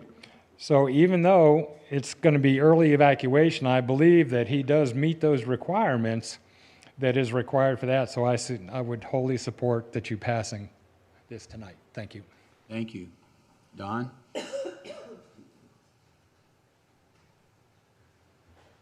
Don Horton, 47 Schooner Bay Road, and I appreciate you finally bringing this up again, and I thank you so much for having this on the list, and I certainly hope that you will allow a hardworking citizen of this town to build 8 affordable housing units on his property out of his own dollar in order to house his workforce. Thank you. Thank you, Don. Anybody else, Marnie? Let me double check on Zoom, but I don't believe so. Buddy, are we done? I was going to move to approve. Well, that's what I was going to say. I was going to move to Nothing else. Is there a motion? Henry, you second it? I'll second it, sure. All right, so Marnie, we have a motion and a second. Will you call the roll, please?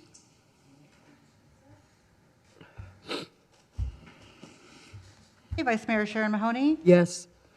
Councilmember Henry Rosenthal, Yes. Councilmember Mark Gregg, Yes. Councilmember Elizabeth Jolin. Yes. And Mayor Buddy Pinder. Yes. That motion passes 5-0. Okay. We're moving on to tab B. Tab B is a resolution of the Village Council of Islamorada Village of Islands, Florida, approving the reservation of building permit allocation system, BPAS early evacuation workforce affordable dwelling unit allocations to Islamorada Village of Islands and providing for an effective date. Good evening, Council. Again, Jennifer DeBovian, Planning Director. I'm here this evening for the resolution for the reservation of early evacuation affordable allocations for village use. As you may recall at your last meeting in what are we in May? In April, the Village Council asked staff to look at when I had brought forward a resolution for reservation of policy guidelines, the Council asked me to look at the possibility of reserving allocations specifically for village use, for beneficial use, and for the construction of village affordable housing on village-owned properties. So we took that to heart, and we went back and we looked at the number of market rate allocations that would be available for administrative relief, and then the number that we have in the BPAS, and then the amount that we have under market rate from the Key West MOU. So we have a total of 62 on the BPAS list.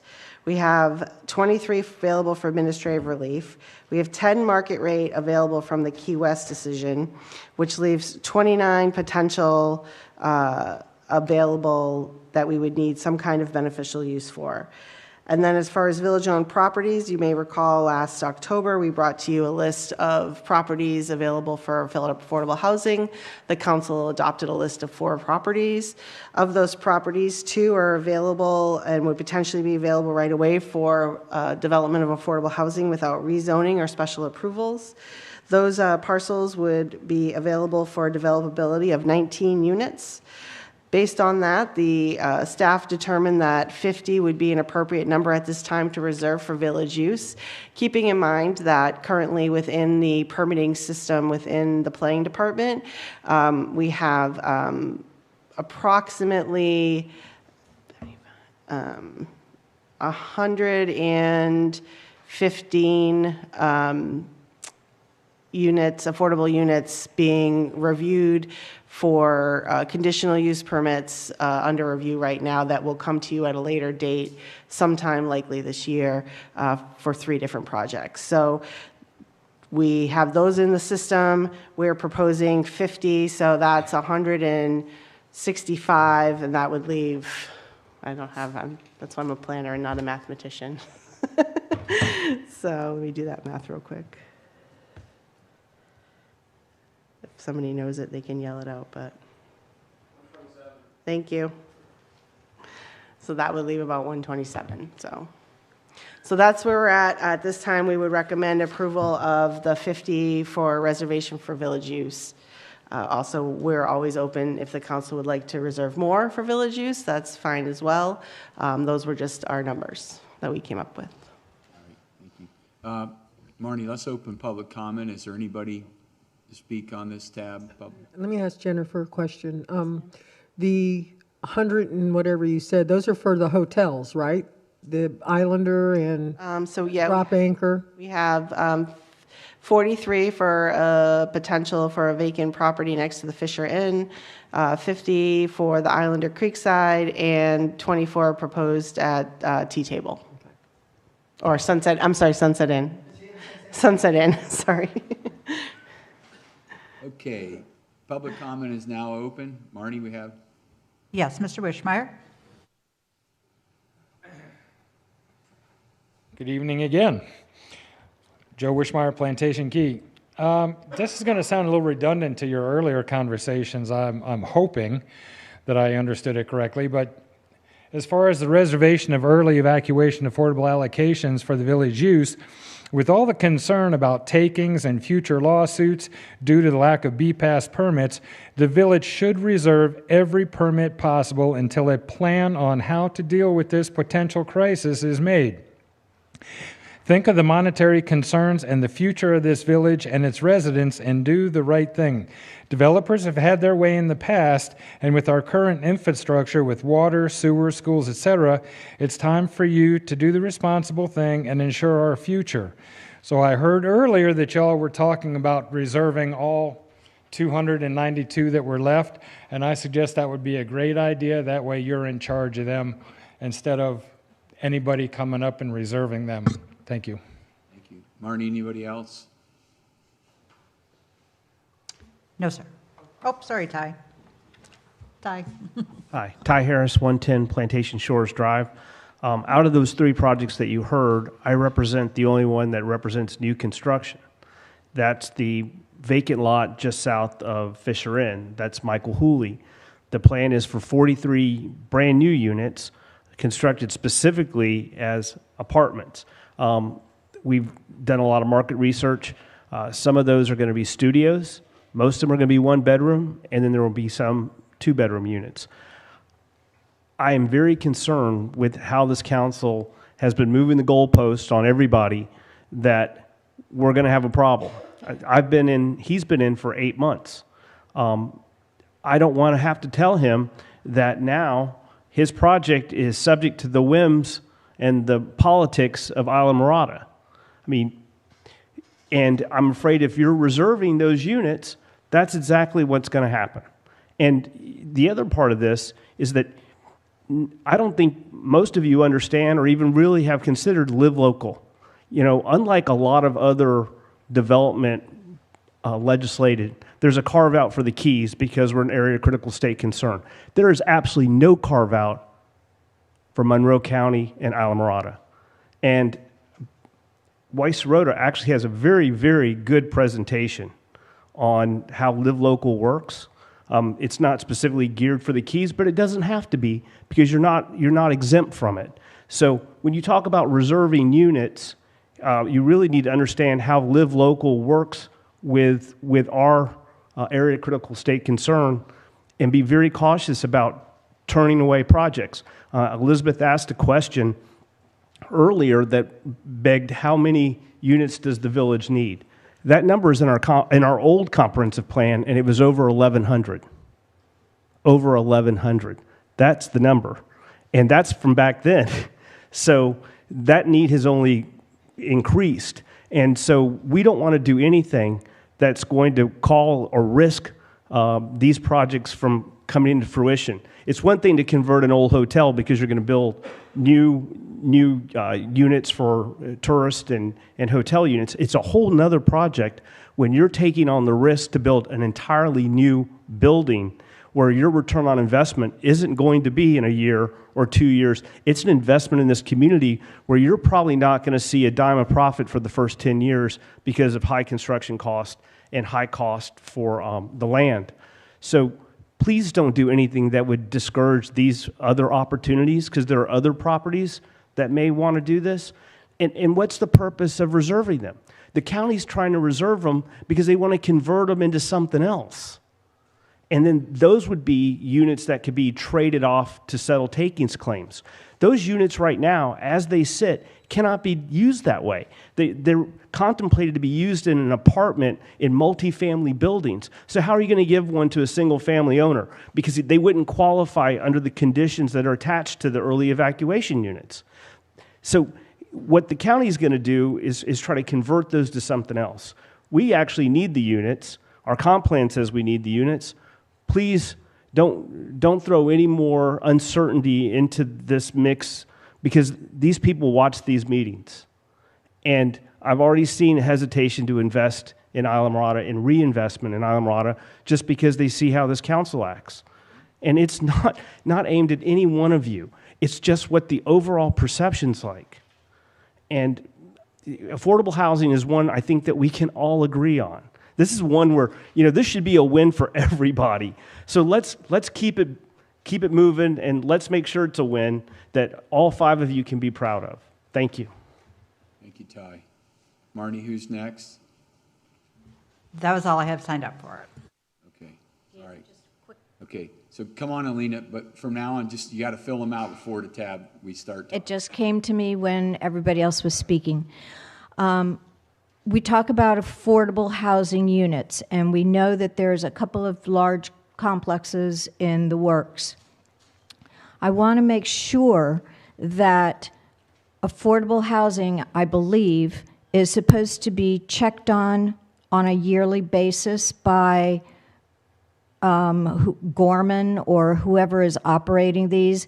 Do they actually check on that on an annual basis? Is that report brought to the Village of Islamorada, who gives those permits? I want to make sure that those affordable units are being used as stepping stones, not for somebody who, becomes a waiter and then moves up to management and then becomes whatever and, grows the family and they're all still there. I want to make sure that they are stepping stones. So please take that into consideration when we put together this affordable housing proposition. Thank you. Van would like to speak as well. I hate to be the rain on the parade again, but Windley Key used to be the Umbrella Keys, and they look something like this. Now, right there where my thumbs are touching is the property that we're talking about. If you go to the 1935 aerials of that area, you will see that the bay flows to the ocean, and the ocean flows to the bay. Because of Windley, who built the railroad for Henry Flagler, they just filled in. Instead of building a bridge, they just filled in. So what you're talking about is a house built on sand. That whole parking lot area that we're discussing here for this project, which I think is a great project. We need 1-1s, we need studios, we need all that. But take under advisement that it is not coral rock. It is fill that you're talking about building on and putting this building on. And before you okay anything, I hope you'll have a thorough engineering study and history of that area. Thank you very much. That's what soil borings are for, Van, to figure out where the cap rock is. Anyways, Marnie, anybody else? No, sir. Okay, public comment is now closed. Council, any discussion? All right, do I hear a motion? No, I have a question. I just want to ask, it sort of sounds like, I think you mentioned that 150, or it was mentioned that 150 applications have been taken. And I'm just curious what kind of policy we have around this application process. Has something been promised to these applicants? Like, is there any kind of, system that we have for those, or is it just, how does that work? Could you help me with that? Sure. So depending on where they're zoned, two of the projects are major conditional uses, so they go through a whole process and will come before this board for their approval of their site plan, and then they have to go through the building permit process, and then they go into the BPAS system like everybody else, and then you would award their BPAS. They haven't been promised anything, but they're going through the permitting process. This is how this works, right? They get their development review approved, and then they get their building permit approved, and then they go to BPAS. Then the one on next to Fisher Inn, that zoning district allows it by right, so they're just in a site plan approval process. Once that site plan is approved, and if there's been no local appeal after 30 days, they can then apply for building permits and go into the BPAS system after that. That one will not come before the council for a review and approval. So I'm just, I know last meeting, or maybe it was 2 meetings ago, I brought up the question of how we're sort of managing these 300 units as far as making sure that out of some of those we have, we're accommodating the very low, and moderate, low income. And are there any stipulations around that? And I know that, are there any requirement, do we have any kind of policy about that? Is it just kind of like first come, first serve minus? So we don't mandate one or the other. Our affordable housing regulations say they have to comply with the regulations. We offer the income limit levels for all low, very low, low, and moderate incomes. It would depend on how the deed restrictions are written, ultimately at the end of the day. But I think I can let John speak to, there may be some other legal issues we need to consider when it comes to tiering affordability. It's not a simple answer in terms of tiering low, mid to upper, depending on the way it's done and the justifications and the purpose behind it. The Department of Justice may look at the policy of the village and potentially find a Fair Housing Act violation. So we have to go through, I mean, it's a complicated analysis, honestly, because of that. And so that's part of the process that we're going through. It's unfortunately, it's not the simplest of answers.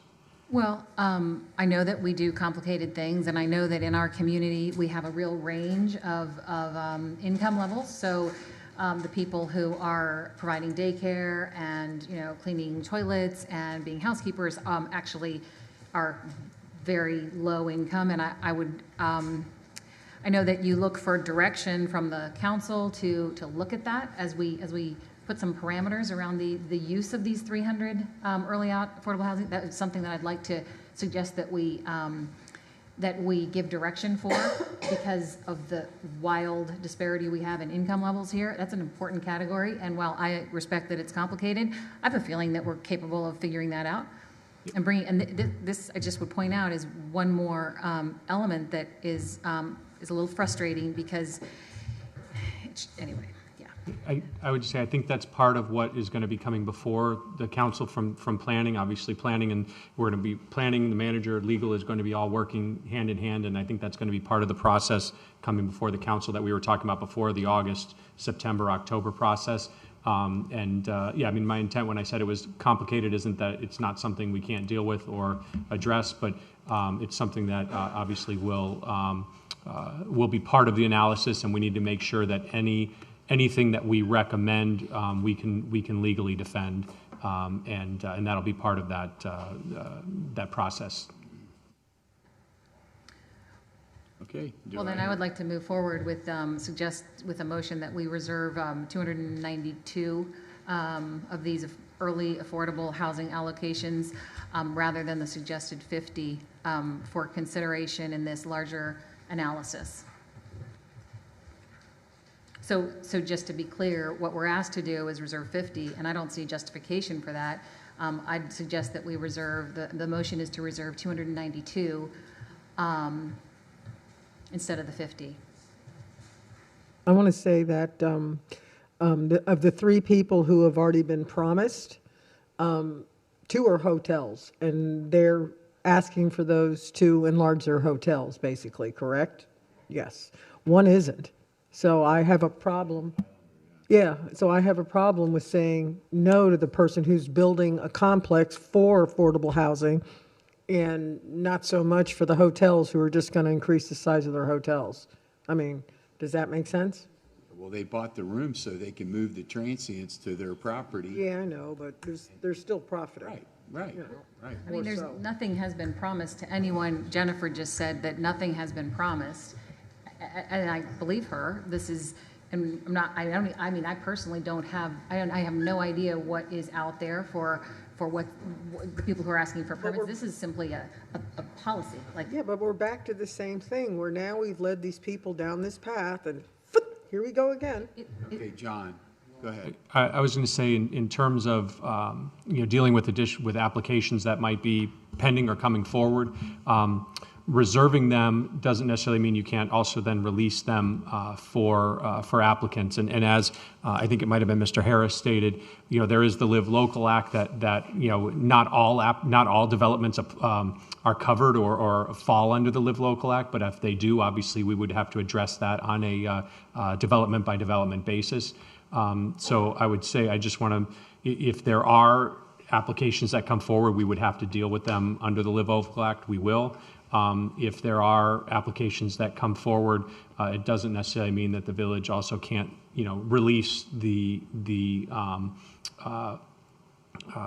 reservations that they have. I would just say caution, and I would say we should come up with standards as to when we're going to do that. So we're not just, so that the five of you aren't up there being asked without any sort of collective guidance that you've come up with, and without the recommendation from your professionals. So if we're going to go that route, I think that would also be something I would expect that staff would bring forward, and that we could bring forward for you all to consider, and obviously come up with a policy for how and when you would release it when the Live Local Act doesn't apply.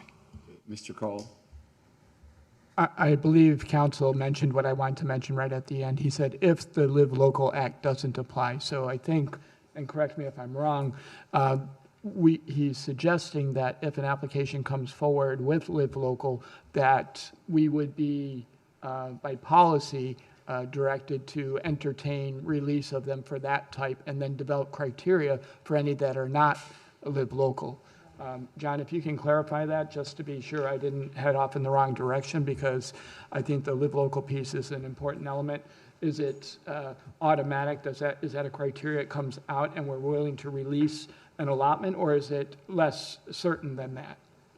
Sorry, I was talking with Jennifer about another issue. Can you repeat that again? It was. Sure. How does the Live Local Act dovetail with reserving the 292? Is it a case where we're going to work on criteria for those that are not subject to the Live Local Act, but if it is Live Local Act, that would be something that would help us take it out of that reserve that we have and make it more firm of a position to take? So in other words, if Live Local Act applies, you come out of our allocation, and that application can move forward. What I'm getting at is there any certainty that can be given to that subset while we're developing criteria for the others? That's the real question. Yeah. And so I hadn't fully analyzed it, but that's my initial gut, is that and again, not everything falls under Live Local. I know that people throw that around, but it only applies to if you meet the criteria for that. If it does, my initial gut, and again, like I said, this is the first I'm hearing of this, so I haven't fully analyzed it, but my initial gut is that if you fall under the Live Local Act, we would deal with it, and we would comply with the law and would release it to them. I just reserve judgment, reserve right that I haven't fully analyzed that sitting here on the dais right now, but that's my initial take. Yeah. Okay, so I'm sitting here and I'm observing a pattern going on here.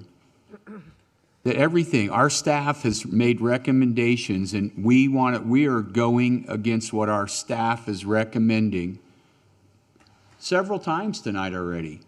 I mean, she said it clearly. Mr. Cole has said it. I just don't understand that I spent 2 hours in a briefing, and I had them explain everything to me, why they're doing it. But we have a staff for a reason.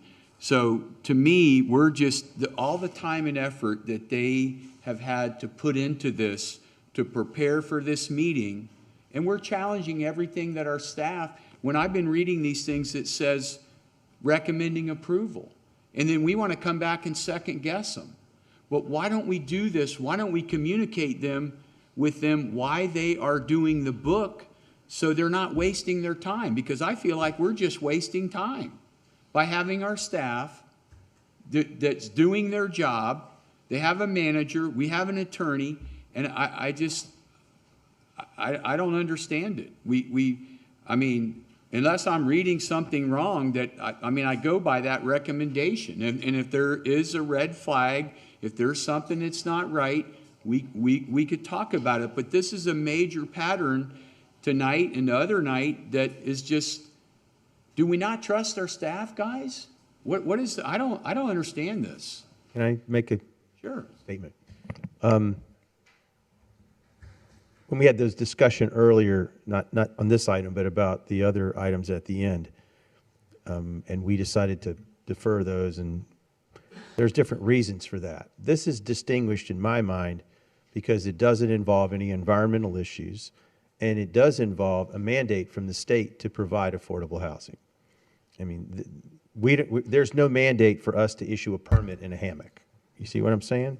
So this to me is a very different animal. In another context, this is a commercial housing feature, not a single family neighborhood thing. And so I know from my experience in doing this on my own that the lead time to build up to get to the point where you can do this is longer. It's more complicated. It's very expensive. The timing is critical. Ordering materials, getting contractors to set aside the time to do the work. It's an orchestration of people and money and things, and it's not for amateurs. And every element of risk adds cost to the job, which is counter to what we're trying to do, create affordable housing. So I appreciate Elizabeth's interest in controlling the numbers, and I have that same interest. But at the same time, I'd like us to find a solution that ties people to go forward. Hang on, let me finish. I'm talking for you now. To let his people go forward as well as the other ones, because, you know, at the time they put in the application, there was a green light. Now it's yellow. Well, I had my reasons for doing it earlier, and I'm distinguishing why that happened. This is a different ball game. This is major league, millions of dollars, and we have a state law that tells us we must provide opportunities for affordable housing. So, Tens of millions, Mark. well, yeah, actually. Now, where we put those is critical, you know, and you know, having a plan as to where they go. Do we spread them out thin, or do we aggregate them in the 2 village activity centers where all the workers tend to have a job? That's what makes sense to me, but I'm not God. I don't make all these calls. So I would like to find a compromise way where we control these, as Elizabeth said, but we do not provide a disincentive to the folks who are willing to step up to the plate and fulfill a badly needed, solve a problem that we have. And we should do to the contrary. We should find a way to accelerate what they want to do. But, and to those of them who are not seeking a government subsidy, even more difficult. Mr. Collins, who was here before, he's doing this out of his own pocket. I don't know anybody that can afford to do that unless they're building it for the employees that work on their own property, because that's how they keep them here. That's the only way to keep them here. So I opened the can of worms. Here it is. What can we do? Maybe Jennifer or John can help us. Is there a way to keep their process moving forward with confidence, but allowing us to keep control? I think, John, you kind of alluded at something where there was a process, if we control the 292, that they could still, I don't want to close them off to filing an application. They have to go through the site plan and all that. That's expensive, time-consuming, and very aggravating. Why, when they get through that, can't they just keep moving forward? Is there a way that we can carve a path forward for them while still maintaining control? I would say I think there is. I don't necessarily know that we could come up with it tonight as we sit here on the dais. But I think that there is potentially a way to say, you know, we're reserving these for ourselves because we anticipate we may want to use them for village purposes. But if your development meets certain criteria, we're willing to forego our interests in how we would utilize them. But I'm not sure that's going to take some analysis. I don't think we can come up with that today. So could we make a motion that we would increase the 50 proposed to 292, but with direction to the council, to the staff, forgive me, to come back with a, I don't know what you would call it, a provision that would allow those who are in the process now to continue forward with their process and application subject to review and approval by the council at a later date. I mean, it's kind of like that anyway with BPAS, just a little bit more definite Mark, the statement. point I'm trying to make is when our staff goes and does this, and then we're changing it and having them go back and do it again. So they've wasted their time. Oh. This is what I'm saying. And there's people that have came in this town to spend a lot of money, and you know what? They come here, they go to a meeting, and you know what? They're ready to sell out and go. They don't want to do business. Buddy, you're preaching to the choir. That happened to me right here in this very room on April the 11th. So I know exactly what you're talking about. The staff recommended approval. It got shot down. You know, that's the way the chips fall sometimes. But we don't need to go back to that. I think we have a way forward that we understand the needs of the folks that are trying to help us solve a very badly needed problem, not to mention the folks that are suffering, that are living in unthinkable conditions. I mean, I've seen things in buses and boats and 7 people in a 1-bedroom apartment in bunk beds that work in shifts and sleep in the bed in shifts. That's crazy. That's inhumane. We have a duty to fix that because it's in our power to do that, and we have a mandate to do it. The number that Ty mentioned from our study of 1,100, that was from 2004. I don't think it's gone down. No. So we got to do something. Yeah. Thanks for giving me one more chance. Listen, so to qualify for Live Local, I know the answer. It's 40% of your development has to be at least affordable housing. That's the answer. This is 100% affordable. I am not coming here and asking you for units. Once my site plan gets approved, I fully expect that my 42 are going to be on whatever next BPAS schedule there is and that they're going to be allocated.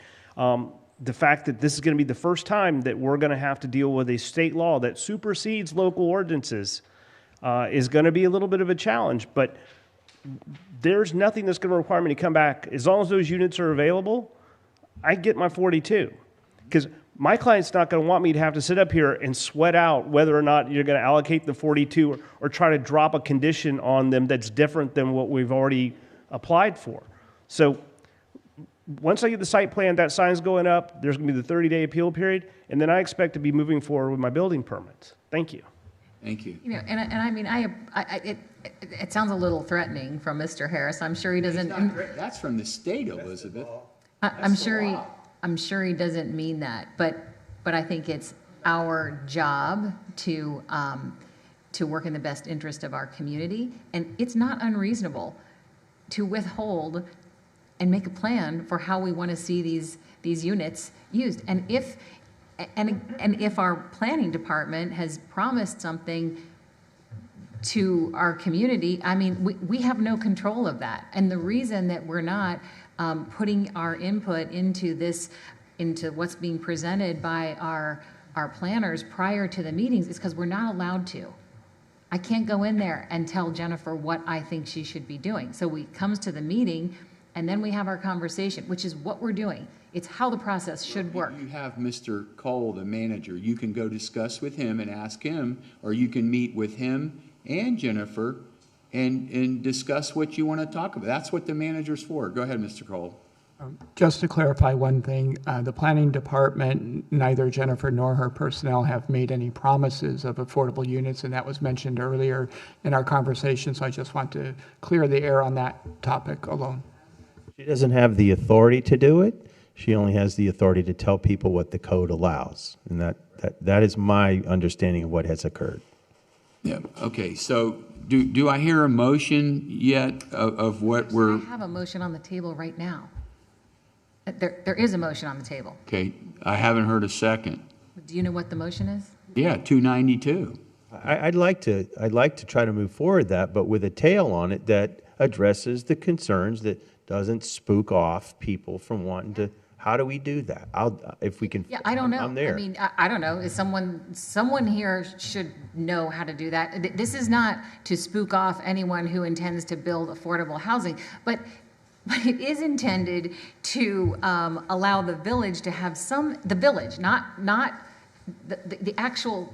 The village to have some agency over how we might want to, how we might see affordable housing in our community. We've never had that conversation. We pretend we want affordable housing for, I don't know, all the people who can't, all the poor people, and we do not have these conversations. So if we don't want to deal with affordable housing, great, let's just. Let me ask a question. Is it even necessary that we reserve them? Because as we, I mean, as we saw in my case that I'm bringing up again without the intention of rubbing salt in wounds, as we saw in that case, that was discretionary on the part of the council to go with an outcome that was different from the recommendation of the staff. The buck stops here, right? So somebody files an application and the council doesn't like it.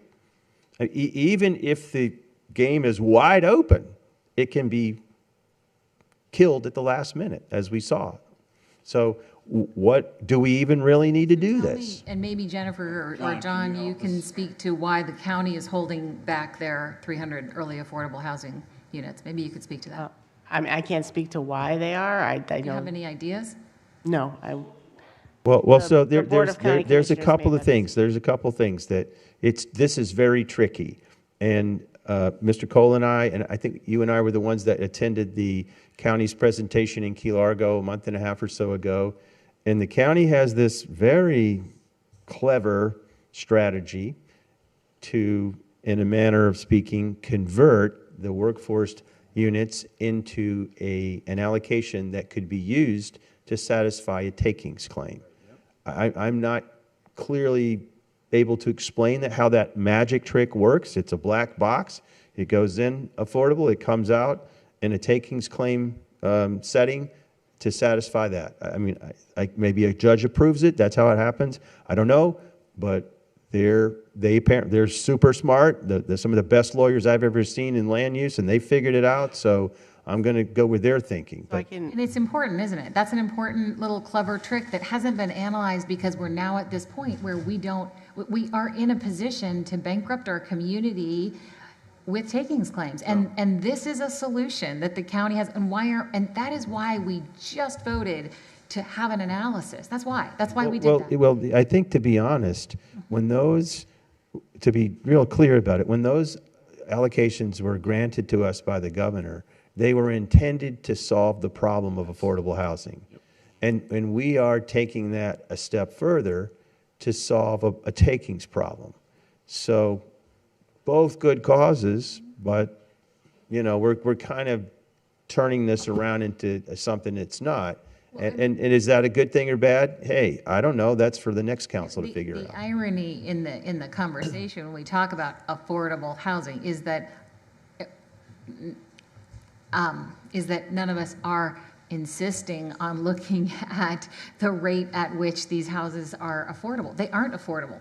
They are. I mean, it is not affordable to live in a house if you're making $10 an hour or $12 an hour. I don't know of any one-bedroom apartments or studios that are available as Ty's client is proposing. That's a godsend to folks that are struggling. That there's another angle to this that I did speak with Jennifer about some time ago, and I think I may have even spoken to the manager. I don't know who I spoke to. I can't remember anymore. But, we own some property that we could have affordable housing for our people, for our staff. And we may want to reserve it to create housing for folks that work for the village. Because we have that choice. We don't, just because we have them, whether we reserve them, we have the permits coming to us. We don't have to. If we voted on just what Jennifer has proposed It doesn't matter. It doesn't matter whether the people have to, it's going to come before council anyways. And when it comes to the live local, Mr. Harris is right. Okay, because I talked to people in Tallahassee about that at length. And you know what? That's the state. So refresh me with the numbers again of the items that are under consideration now. The total number that we have is 100 and something. 127. So we would have 133 available, minus 8. So we would have 125. 292 minus 137, is that what you? 127. 292 minus 127. And that leaves a total of how many, I'm sorry? 165. They did. That's 165. So out of that 165, we're talking 50 would go to us, and then that leaves 115 up for grabs, you might say? Correct. So, I mean,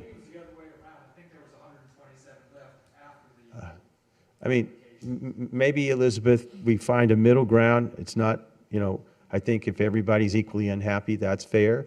So that's a joke, please. What I'm saying is if we do reserve a higher number of these, but we don't discourage the folks that are trying to help us out of the problem, let them go forward. Fine. So then I amend my motion to reserving 165 of these early affordable housing allocations for use of the village.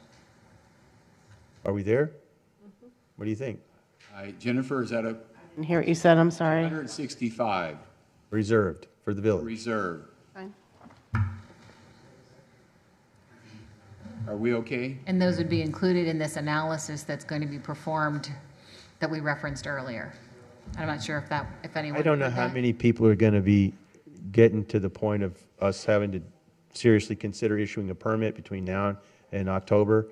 This seems like we got a lot of time to figure it out. It's important. So you make the point that maybe we do consider affordable housing for our staff. I mean, that's going to take some time to unfold. So it just makes all the sense in the world. So did you catch the motion there?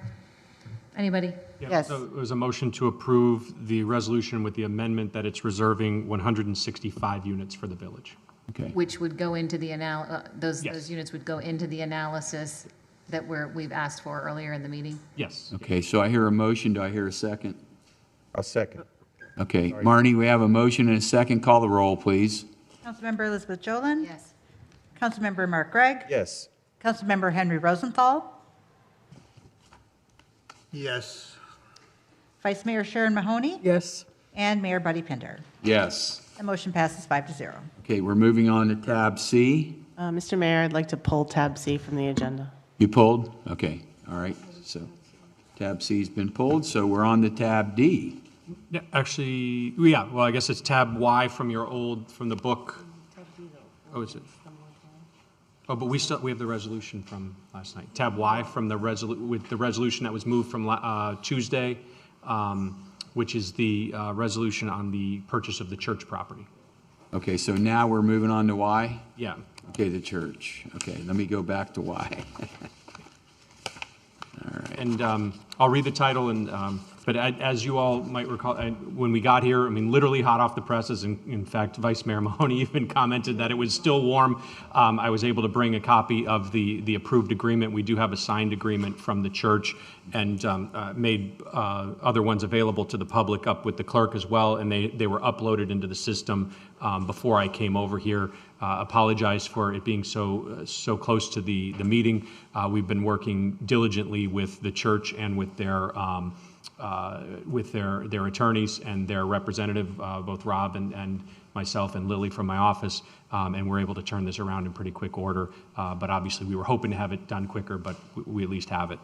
It's a resolution of the Village Council of Islamorada Village of Islands, Florida, approving the purchase and sale agreement between Islamorada Village of Islands and Island Community Church, Inc., authorizing village officials to execute, deliver, and implement the terms and conditions of the purchase and sale agreement, providing for authorization and providing for an effective date.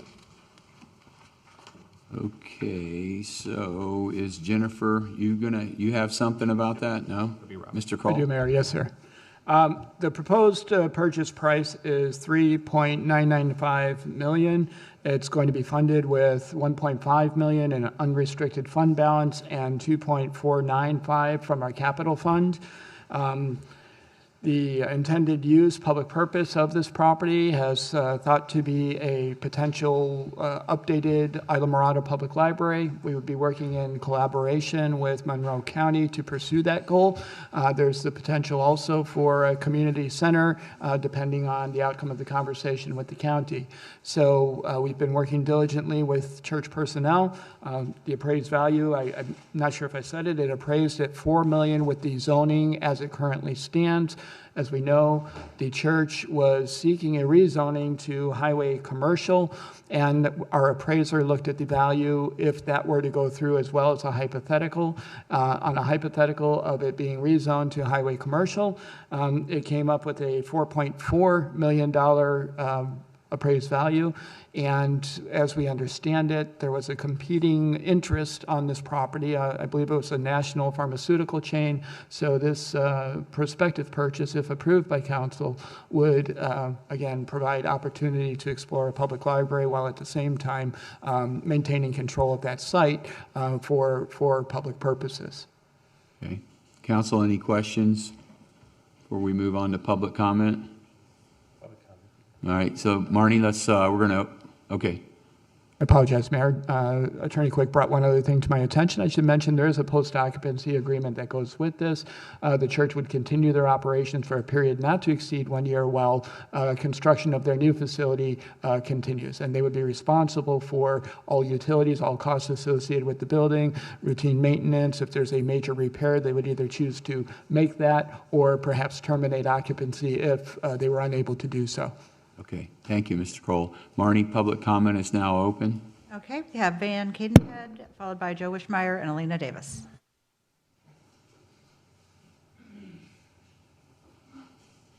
Evening again, Council. Van Cadenhead. This building, the Santa Mirada Theater, was built in 1958. And as a child, I've watched many movies there, and it's, was the social center of Islamorada for a long time because it was the movie. And I think that we need, for you and for this village, a place to hold meetings to where if you have a hot topic, the people don't have to sit outside and watch it on TV. I think that this would be a great place to do that.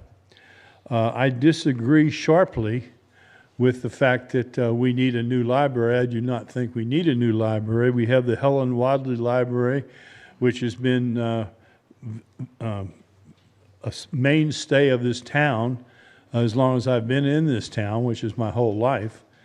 And it's a historical building. And merely because the fire department looks hungrily at the property next door and wants to expand, I don't think that's a good reason for the people of Islamorada to spend $4 million to move a library to the Santa Mirada. What I would propose is, because $4 million is a lot of cake, and we just had a big discussion of how the people are getting ramrodded out of their $2.75 million, which they in good faith bought the Island Silver and Spice for. I think that we can't take everything to a referendum. We can, however, spend $1,000 and have Miss Mahoney, who's been spearheading this, and Carlos do a poll of the population of Islamorada and see if they want to spend $4 million to move the library.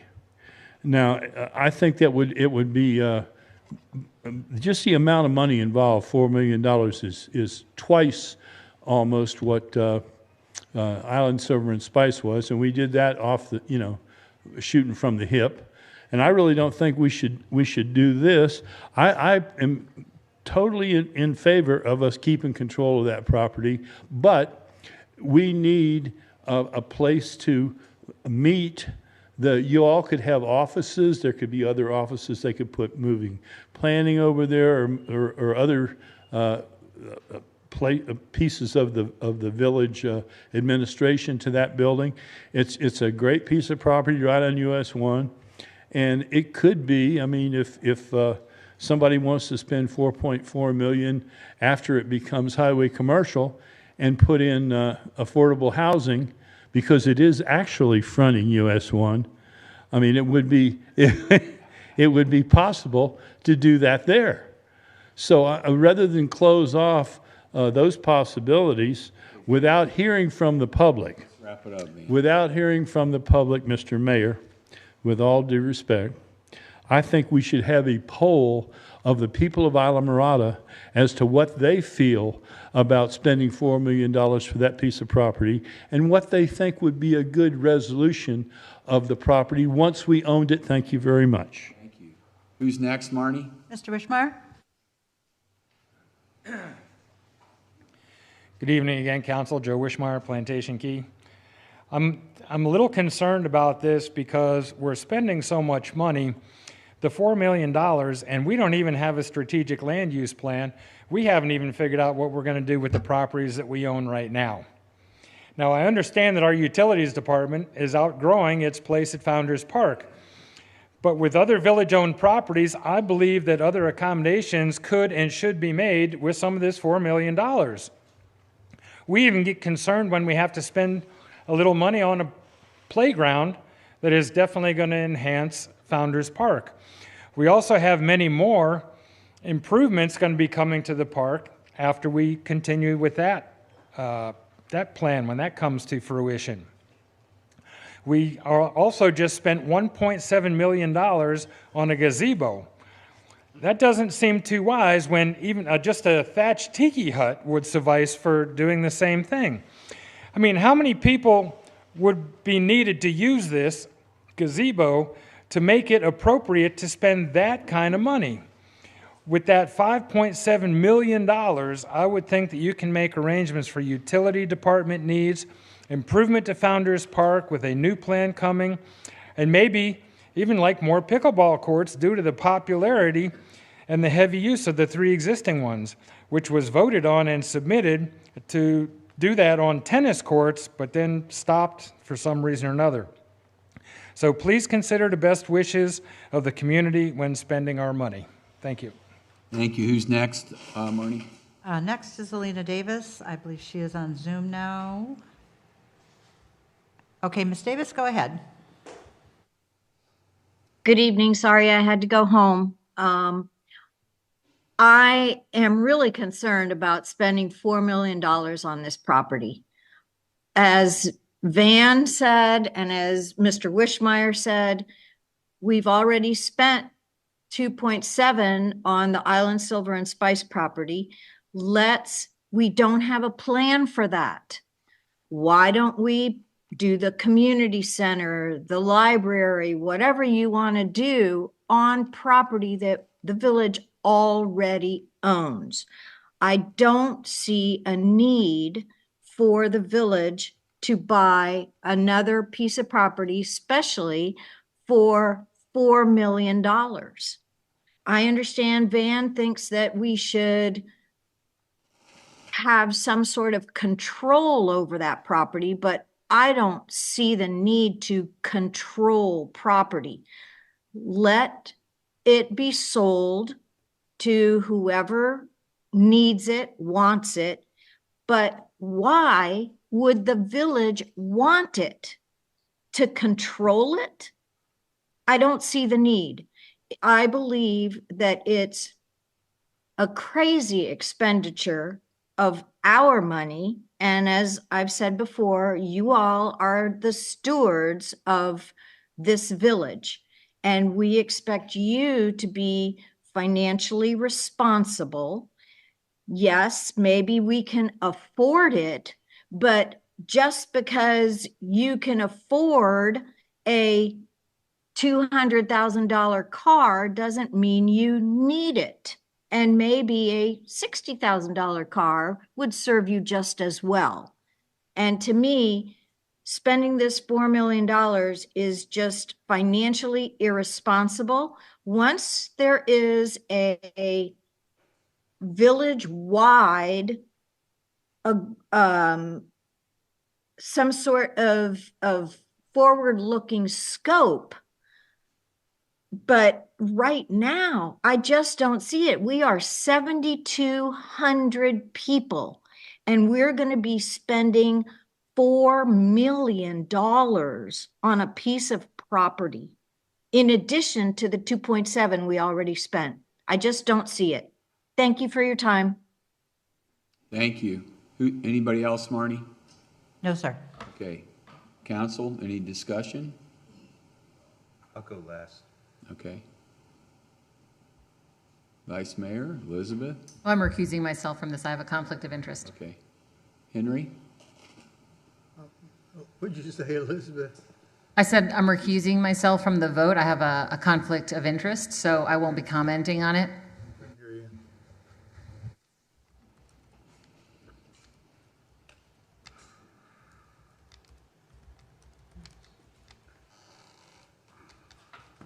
I've spoken to it many times before as to how we spend the money. And we seem to have a mindset that starts with a water fountain for $26,000, I believe. 16. Or 18, whatever it was. I'll stand corrected. And that same mindset continues on, and now we're at 4 million. That hasn't changed. That it just hasn't changed from the 16,000 to 4 million. I don't know, well, it's the culture of this community, or it's the way people think today. I lowered the taxes with the help of this council, and I wanted to go one more time, and they stopped me. Okay. But I've been very conscious of how you're going to spend the money and what the need is. The need is the most important thing. And I can't justify the need. I had a contract on that property, and everybody said I wanted to change the zoning. I did not want to change the zoning. My need was accounted for as to what that property can be used for. I'm not going to go through the whole list, but there's a list of all kinds of things without a zoning change. They met my needs. Everybody says I was going to change the zoning. No, I wasn't going to do that. Didn't have to, and spend many, many dollars in order to do that. But if you look at the permitted uses, caretaker sites, accessory uses, hurricane emergency shelter, coalition of existing wireless facility, arts and cultural facility, civil defense facility, domestic violence center, detention facility, and this goes on and on. Fire station, government offices, house of worship. These are all permitted under the proper PS zoning, and there's another page I don't have to read to you. Now, that's beside the point, I think, because some people want to make it something, and you have to justify the need for $4 million. We don't know what we're going to do for the 2.75 that I pushed for, and I used the one word that we could control it. Well, we've been controlling it for almost 3 years now. How's that make you feel? How about the property up there that we bought for $1.8 million, and somebody helped me with the location? Was it Machado property for $1.8 million? And then a member of the council signed an agreement with somebody, well, the Audubon Society, to use part of the property. I guess give them some kind of a written lease. No council member signed anything. I understand that. That's the reason I'm bringing it up. Okay. It never came before us. I'm not going to mention the member of the council because that's unfair. But we should have had the opportunity to review that. You're right. And we're still sitting here talking about a plan. This whole city needs a plan. Every place you look, it's a plan. I am not in favor of spending those kind of monies, millions of dollars, and we don't know if we get it, what we're going to do with it. And does that justify an expenditure? You're going to have to go a long ways to convince me of that. Thank you. Okay, Mark, go ahead. I really don't have I'm just not sure what I want to do. And I mean, I want to do the right thing, but I want to hear from you. I need your help to help me make a good decision. I know it's awkward to go last or No, first. it's but okay. It's okay, but I need your help. I'm asking You know, sincerely. I guess when I look at the Keys, I look at it differently. I look at an area where we have limited land, limited availability. And we look at what's coming into the Keys, big corporations, big companies coming in. It's not the mom and pop that we grew up with down here. And so that piece of land right there, they're few and far in between. They just are. And I know Elizabeth is much more involved with the library than I am. There are people in Alamorada who have come to me about building a state-of-the-art library up to times and everything. Now, it doesn't have to be a library. That wasn't my main reason. And I know $4 million is a lot of money. I know we're in need of meeting areas for a lot of groups here. That it could be a community center. It doesn't mean we have to do really anything, but I understand it's a lot of money, and I understand people don't want to spend the money, but when it's gone, it's gone. And I also look at the neighborhood there, and I wouldn't want a CVS on top of me, and that's what, unfortunately, is going to go on top of that neighborhood. And I know we can't stop it, and I respect greatly Alina. She's helped me with the freebie thing big time, and I respect her and everything, but I guess I look at it as when it's gone, and we don't have a lot more places that we can have. And if the value is what you said, 4.4, maybe we do turn around and sell it if nothing good comes out of this. I mean, it was just a suggestion. Yeah, we do. And the same thing with Island Silver and Spice. I didn't think the Dolphin was going to take this long. So I do own that, okay, I was sort of the person who said, move the dirt there, but I didn't want the Dolphins to die. And I didn't think it would take this long. But again, you know, we make our decisions. We try to do what's best. And I just know that every inch of the Keys is being taken up and taken up and taken up. And we're going to turn around 10 years from now. Of course, I won't. You guys might. But turn around and say, we don't have a place for things. We could make that, like Van said, housing.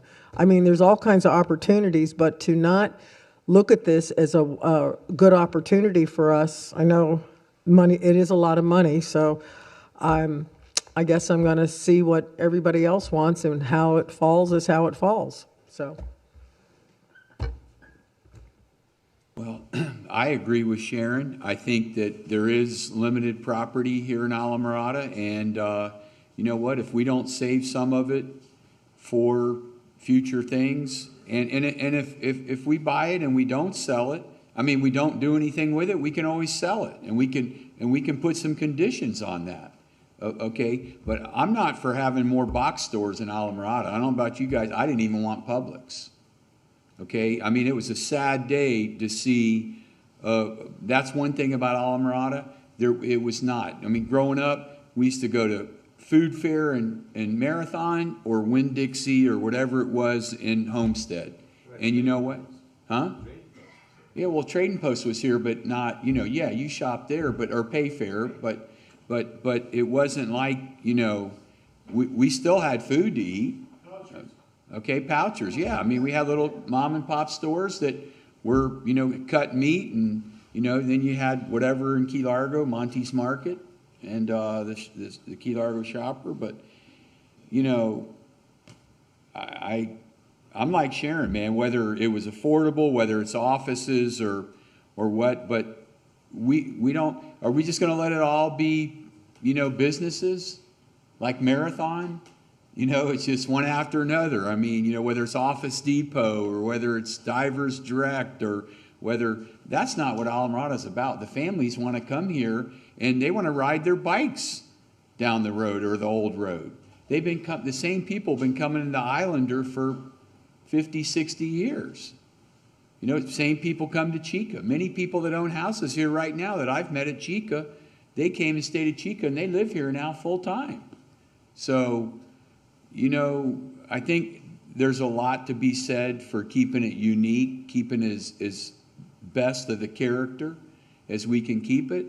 And, you know, if we get it and we don't do anything with it, we can always sell it and we can put conditions on it. Just like I think Island Silver and Spice, had 13,000 trips a day. We're okayed for that. And, you know, 7-Eleven was looking at that. Many others would have loved to come in here and put a drive-through in there. But is that what we want in Alamorada? So, Mark, it's all yours. Well, you've helped me, both of you. Thank you for that. And I agree with everything that everyone said, and I want to do it all. So that's my answer here. But I'll be more specific. I think that building is part of the community character. It's been there since I was a teenager, the first time I drove through Alamorada, my family in the early 70s. I can't tell you for sure that we went to the movie. I don't think I ever went to the movies there. I went to the Coral Grill. But at any rate, if you've been inside, you see it's got 300 plus seats in there. It's a unique venue. I mean, I see why Henry wanted it for his magic show, I'll call it. It was ideal, but it could be used for so many other things.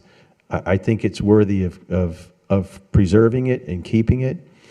I thought to myself about, you know, well, I'll say this. The prior council had looked at this 5, 6, 7 years ago.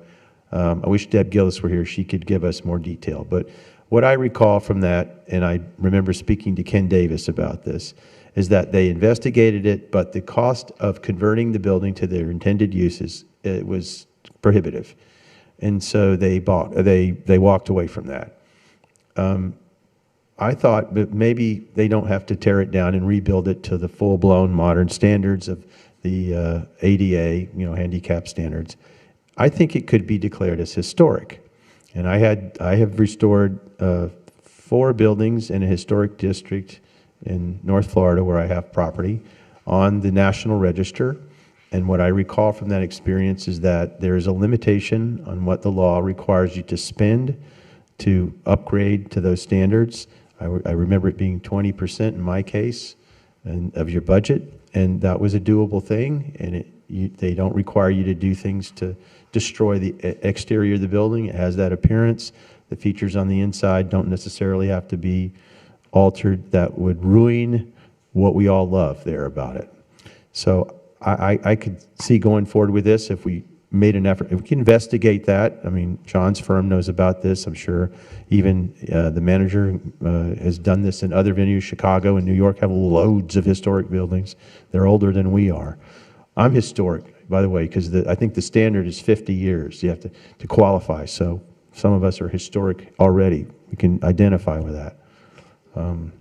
So I like all that. I would do almost anything I could in my power to support the mission of the church. They have provided our community with support and spiritual guidance along the way. It has been the glue that has kept this community together, along with the other houses of worship that we have here. That is a foundational part of every community that I've ever been in. My grandfather was a Baptist preacher in Alabama, where I grew up, and in a small area. His church only had about 50 people. It was in a dirt road in a mountain.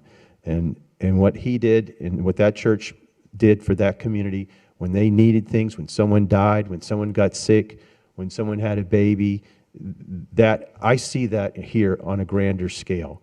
And I think we should do everything in our power to support that. And I want to do that too. Now for the negative. It is expensive. We're not in the library business, and we got a lot of stuff we already bought that we don't have anything to do with. So how do we move forward with that? I would feel comfortable if we could do this in conjunction with selling what we've not used.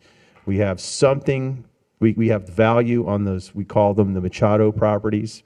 We could sell these things, but put deed restrictions on them so they won't be used for things that we don't like.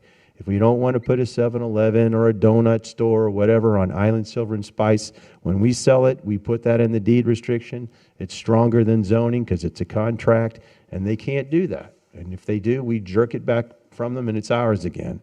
But I feel an obligation to the taxpayers to be fiscally responsible, and when we tax them and use that money to buy things, we should buy them and use them. If we haven't used them by now, it begs the question, what are you going to do with them? Well, we don't have a plan. Well, maybe the plan is get rid of them and get the money back and let somebody else do something with them that we want to do but can't do it ourselves. So, you know, we need affordable housing. Those properties up there by the Marlin store, that's what the folks said when we had the hearing. Buddy, you were there, we were there. They came from the neighborhood that said, don't put anything commercial here. We would be okay with affordable housing. I'm on board with that 1,000%. Why don't we sell it to an affordable housing developer, let them do the heavy lifting for us and help solve the problem that we talked about earlier? So I like that. And Island Silver and Spice, yes, the aqueduct needs that to bring us fresh water, but when they're done, if we haven't figured it out by then, we need to have a selling plan. If we're going to have a buying plan, we need to have a selling plan.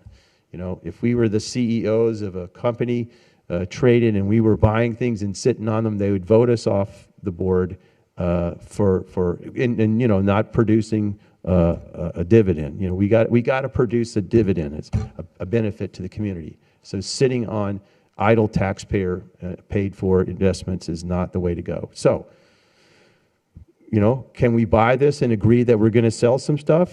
You guys, you know, we're horse trading here. Can we do that to go forward? I don't want to tie that as a condition, but Mark, what I'm sitting here thinking, you know, there's people in our community that would, you know, there's people that have foundations that could donate millions of dollars to build a library or build a community center. There's people in this community that would love to fund that, okay? And if we take the first step and buy it, okay, they could, I mean, everybody in this room right here knows the people that live in Alamorada that could put up 10 million. But people say stuff all the time. We don't have a commitment in writing. I mean, it's gambling. It's gambling with taxpayer money. Yeah, but these people have, but for certain circumstances, they didn't. There's people that wanted to redo that library right there. Elizabeth knows who I'm talking about. I spent a ton of time in a library as a kid and then as a student. I'm full throttle in support of a library, but we're not in the library business. I understand that. I understand. And I'm not saying it has to be a library. It could be many things. It could be some kind of community building or something that would help, you know. All right. Let me ask a few more questions because I need answers. So I made a couple notes here, you know, to Elizabeth's points on earlier items. I like plans too. I mean, I obviously upset you earlier about a plan, but I want us to have a plan here. This has kind of come up suddenly. It wasn't budgeted anything. We have the budget season starting very soon, and I think I feel a strong sense of fiscal responsibility that we have some kind of a plan to do something here. I would like to know if we purchase the funds purchase the property from the funds that the manager told us about earlier. What are our reserves? We're about to start hurricane season. I'm scared to death of hurricanes. So we responded very well when Irma hit because we had the money in the bank. We didn't have to go chase a loan with all the other devastated communities. We were ready to rock and roll with the checkbook, and we had first bite at the people that got us out of that mess. I think that's a huge asset, and we've been lucky to be able to afford that. So if the manager can tell me that we have adequate reserves to cover that, I think we had about $4 million last time. It's probably over double that now. We had about $7 million now, don't we? What's left?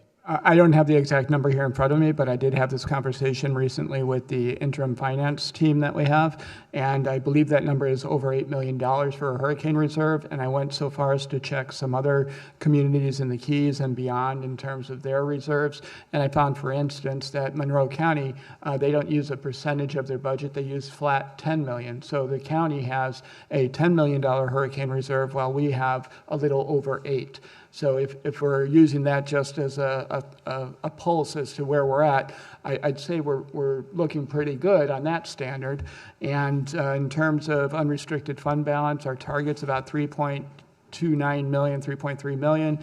This purchase takes us down to 3.04, but in talking with our finance team, it looks like, when we close out the year end, we usually gain about 2 million a year on that. So we're going to be up around 5 even after the purchase in unrestricted fund balance, which means we're above our target of 3.29. Frankly, 3.29, at some point, we're going to have a finance policy discussion that focuses in on what is the appropriate unrestricted fund balance.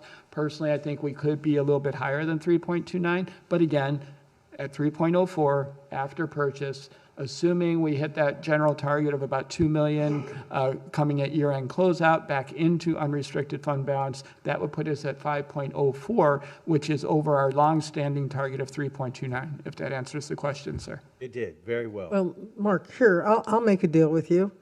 I'll sell that $1.7 million slab and green turtle hammock to go towards a purchase. Well, that problem is, what was it? We already bought the farm. I can't was being sarcastic. Well, can we have a discussion, if we're going to go this way, can we have a discussion about finances? I mean, it's a joyful thing to do this and to acquire this property for us. And unlike when we purchased from Walgreens, where that money went up to Chicago and distributed to the shareholders, the proceeds from this sale are going to go right back into the community for one of the most important things, that a core value purpose. In all honesty, I just had the pleasure of working very closely with the people at Island Christian, and especially Trevor and Tony. We had an estate sale there. Some of the nicest people, I mean, half of my volunteers wanted to change churches and start going there. And when we tried to give them monetary for what they let us do for 3 weeks, they wouldn't take a cent from us, not a cent. And that right there tells you that this is a very great community we live in, very tight-knit. And again, 1.7 from that slab would really go towards a good purchase. What can we agree on that if we're not going to use it, we're going to get rid of it and use that money for another purpose? I mean, I very much would like to see those lots up there. Well, I agree with you. So why don't we put it on maybe within the next month or two, what we own, and let's take a look at what. Just those two. Well, that's it. The one up there, the Machado property is right in my neighborhood, and it is just sitting. Keep it simple. Yeah. Henry, go ahead. Go ahead. My main question is, of 4 million, is that a legitimate number, for one thing? My question is, I'm looking at this. How many hours do you spend on this? And you use the word negotiation. You know what negotiation means? I don't think too many people know how to do that. Now, I'm not going to tell you how I do it, but I have reasons and things I interject into a negotiation. The obvious, just walking away from it. You know how many deals I walked 10 feet and all of a sudden the deal improved 10 feet. I'm not going to tell you how I do these things and how I've done it in the past. Who said to spend this money and negotiation? Nobody. How do you know it's the right number? I know what's the right number for the seller, because he has a use for that money, and he's going to ask whatever it is. And the appraisals, will be to satisfy him. And who else? There's a long, no, don't say nobody. You got it, no, you got it listed, so somebody's going to benefit from it. That's one person, besides anybody else that I haven't thought about it. I mean, that's business, that's life, that's what it's all about.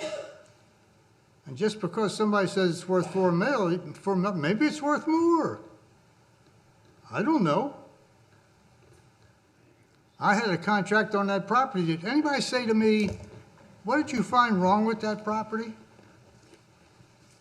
I spent thousands of dollars inspecting that property. You don't have to come to me, but that's a reasonable thing to do, I would think. I'm not sure that's the right number. It's the right number for the seller, of course. Would you sell it for $500,000 less than we did it tonight? You'd probably stand up and say, let's go. I understand that. I understand that, but you'd be surprised. The appraisal was from you guys, not from us. We had the village do the appraisal. I understand that.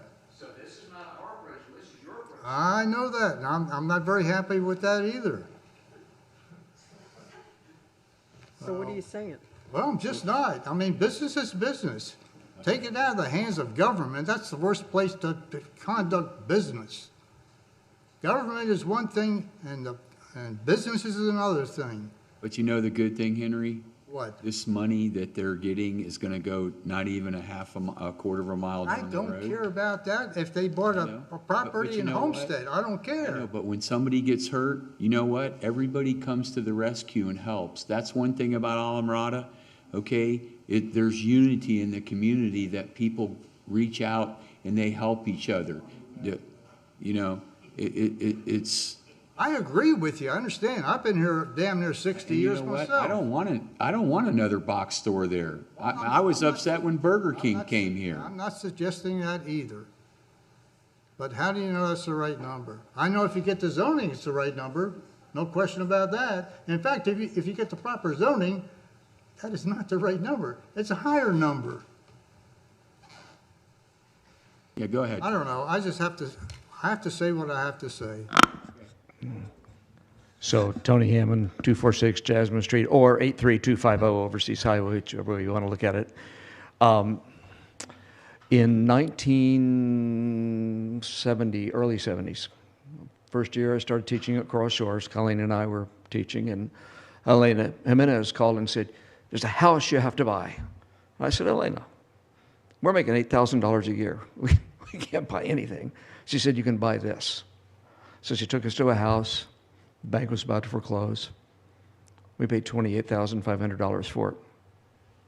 That house is now worth almost $1 million. This property was appraised more than we thought it would be appraised for, and it was done on behalf of the village, not Island Community Church. It was at your request, part of the contract. This is one of those situations where if the village doesn't buy it, if you think it's a piece of property that the village needs and wants, if you don't do it today, you know the price is going to be maybe not doubled, but it's going to be significantly higher even 6 months from now. That's not a threat. That's just the reality of the real estate market in the Florida Keys. Do I think it's a good buy? I'm part of the selling group, so obviously I think it's a good buy. But I love the fact that you have addressed some of the issues that were concerns of mine, and that is the historical value of the building, of the place. The fact that it's a venue that could be used for council meetings. You will never have a council meeting so large that you won't be able to, you'll have a place for that. Meeting rooms everywhere in the facility. So there's a lot of use and a lot of historic value to that. If you decided to go with the library, that's your call. But I do think there are properties. If I sat in this seat, I would probably say, yes, let's buy the property, because there's not going to be property like this available. And so looking ahead for the village. If you say, we got all the property we're ever going to need, we're not ever going to build anything, and as Henry alluded to about the baseball field, 40 years from now, will we ever need this more property? It's a long time. And I would guess the village will need more property, and you will need to expand, and this is an opportunity for you to do so. And as you said, that money stays right here in the community. Somebody's going to buy that property. The next group that comes along, you've decided not to, it will be 4.4 or more. You know, that's what the asking price will be. So, you know, that's my 2 cents. Trevor and I came to answer any questions you might have. I wasn't going to speak, but I felt like maybe that would add some clarity. So if there's any questions you have of us, feel free to fire them out. So Tony, there was houses in the middle 60s that sold for $14,000 that are now worth over $1 million. Yeah, yeah. Well, the house next to Wendy's, we paid $20,000 for, was U.S. Highway 1 to the old highway. You know, it was $20,000 back in the day. Well, and I was here in 58, and I couldn't find a gas station. Exactly. Right. Yeah, yeah. There was no gas station in Key Largo in 1958. By the way, that spot would make a good performing arts center right now as it is. Right now, the only thing we have, on the 14th, I'm doing baseball awards. I'm having to use a movie theater in Tavernier Town because the PAC is being used that night. So this is a venue for the community like they have up at the Mary Nelson Center in Key Largo. So it's just some more thoughts. Thanks. Thanks, Tony. Any other public comment want to speak? Trevor, you want to speak? I'm going to make one other comment. Sure, go ahead, Henry. Could we just poll the 7,000 people? We've done it before. But that takes time, and How much time does it take? I don't know. a couple months. Well, how do you want to poll them? I mean, if we did it the way Carlos and I have done it, Yes. it takes about a month. A month. And then it takes a month to let the responses come back in. People don't answer you right away. I wish they did, but Well, they it's just don't. I mean, if it could be done sooner, Well, I don't know. How about I'm going to give everybody your home phone number. I'll have them all call you tonight. all right, well, Start calling Henry. you had my number before. No, but I mean, if we, sorry, if we have that window, which I don't think we do, I'd be more than glad to put something together. But with Frank, who's now our media person, but I don't know if we have that luxury. Who's the, oh, Frank in the. Yeah, he's okay. IT, yeah, Well, Carlos, I guess, yeah, Carlos, you would have, I know. But, so, I mean, what Henry's saying is that that's not an option, right? make it an option. Well, I mean, it would be up to the church to keep it open and have it come back. I mean, our next meeting's in June, so, I mean, I can't make any promises that they would, particularly since they know what the appraised value is now. yeah, go ahead. Negotiation. I know. I get to be the heavy all night, which is usually not my role, but I just spoke with Tony and Trevor, and look, it's getting late. Either up or down it, but we're not interested in continuing this for another month and then another month, and that's okay. We've got another full price offer on the table, and that's what we were originally going to do anyway. So if the village doesn't want it, that's okay. We'll keep moving, but you got first dibs on it. Thank you. Thanks, Ty. When I served on the council the first time, we passed the Formula Retail Ordinance. Formula Retail, a.k.a. franchise and box stores. And John's firm represented us at that time, and his firm counseled us that was a difficult ordinance to pass, and we may have trouble with it down the road. And we did. We got pursued or sued by the folks that were going to develop the Walgreens, and they won. And it cost us, if I recall, around $700,000 in legal fees. And so, by a strange twist of irony, we wound up buying that building and knocking it down, and they never came to town, even though they won the lawsuit. But what that says to me is that our community doesn't want to see any more of that come in. And if that's what's on the heels of our deal coming behind us, that's another leg of support on the platform of doing this. But I was the Russells. Richie Russell lives right down there, and the people that live where Bill Knowles and all them live behind it. what commitment can we make with ourselves here if we go for it to do something about the unused real estate assets that we have? Can we add a provision to our resolution that if we buy this, that the council will pursue, or to give direction to the staff to pursue an expedited plan to evaluate our assets and what we can do with them, and put it on the agenda by October or at October when we're talking. In 90 days. Or 90 days to figure out either we sell it, we find somebody to help us build on what we want or need, or we get rid of it. You know, just Companies that would do affordable housing. I know. All they need is the dirt. I talked to They'll them. manage it. I talked to them. I know. I know. Like the project in the middle of town. What's that? Gorman? What's the name of it? You looked at it. I looked at it. Yes. Oh, yeah. Gave it to them for. That was a stupid Gorman. move. No, That's I'm Gorman. not talking about Gorman. No, that All was right. a stupid move. Well, Yeah, go ahead, John. Yeah. Can I just ask if rather than combine the two, if we can do those as two separate motions, so that they're not conflated together. But I think that they flow from each other. But I think it would be better to have them as two separate motions. One on the resolution specifically, and then we can do a separate motion on direction to staff. I move to approve the resolution in the tab. Okay. Do I hear a second? I'm going to second it. Okay. So,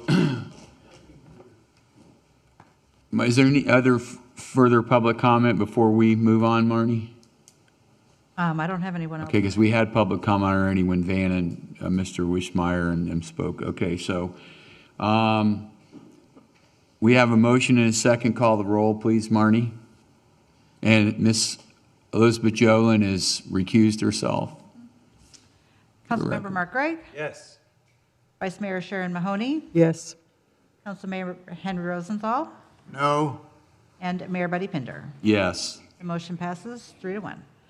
Second motion would be for the staff. Is this a resolution or just direction? I don't know. How It's just a motion directing So, staff.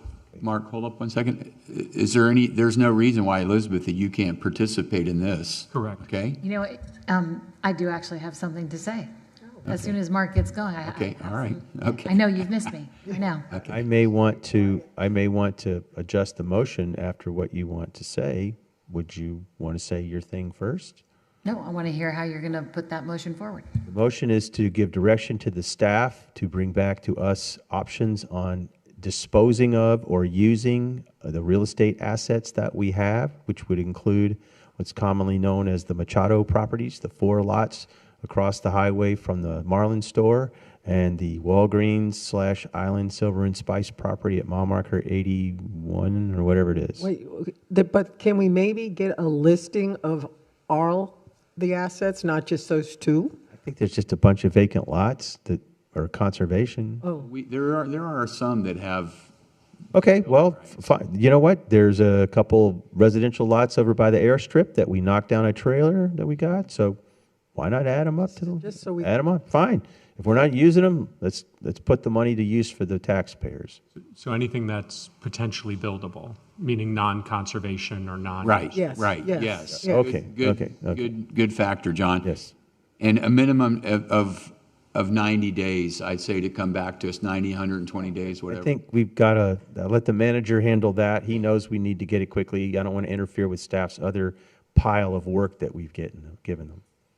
wait, now let Elizabeth. Okay, now Elizabeth. Hey, Elizabeth, I wanted to make sure you were included because you. And I appreciate that. Okay. So I like what you're expressing is a need for use, right? To not, we're not just going to spend money and sit on it like we happen to have done with Island Silver and Spice, but what I'm hearing you talk about is a disposing of properties. But part of this is identifying needs that we might have in our community. So, which is pretty big order, right?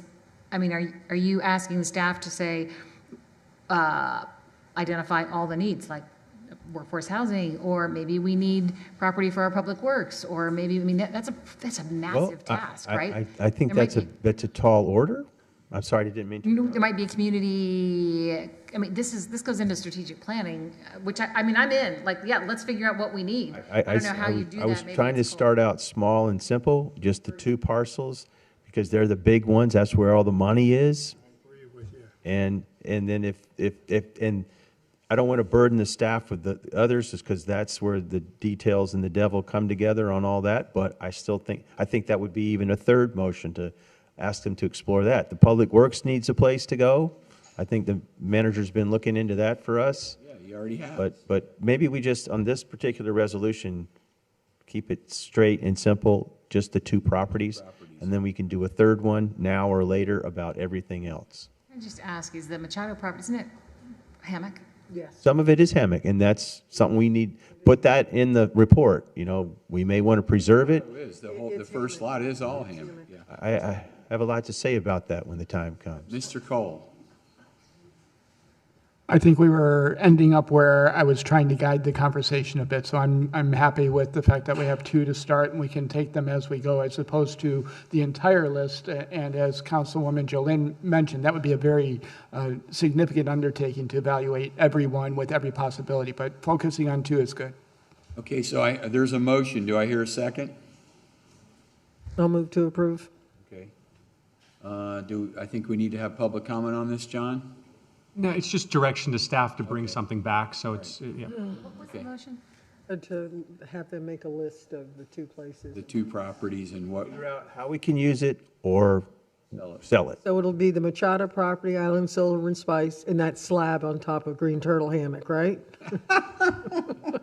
And the Machado property, just so everybody, that's 4 separate parcels, but we're Those calling are it. 4 Yeah, I we're said- calling it the property, right- but right it is there. 4 separate parcels, yeah. those 2 In properties. front of Futura and Vacation Village. All right. Island Silver and Spice is involved in it? Yeah, so we have a motion, Marnie. We have a second. Would you call the roll, please? Councilmember Mark Craig? Yes. Vice Mayor Sharon Mahoney? Yes. Councilmember Elizabeth Jolin? Councilmember Henry Rosenthal? Yes. And Mayor Buddy Binder? Yes. Motion passes 5-0. Okay. Now we can move on to D, John? That's correct, yep. Okay. We're into ordinances. This is an ordinance on first reading.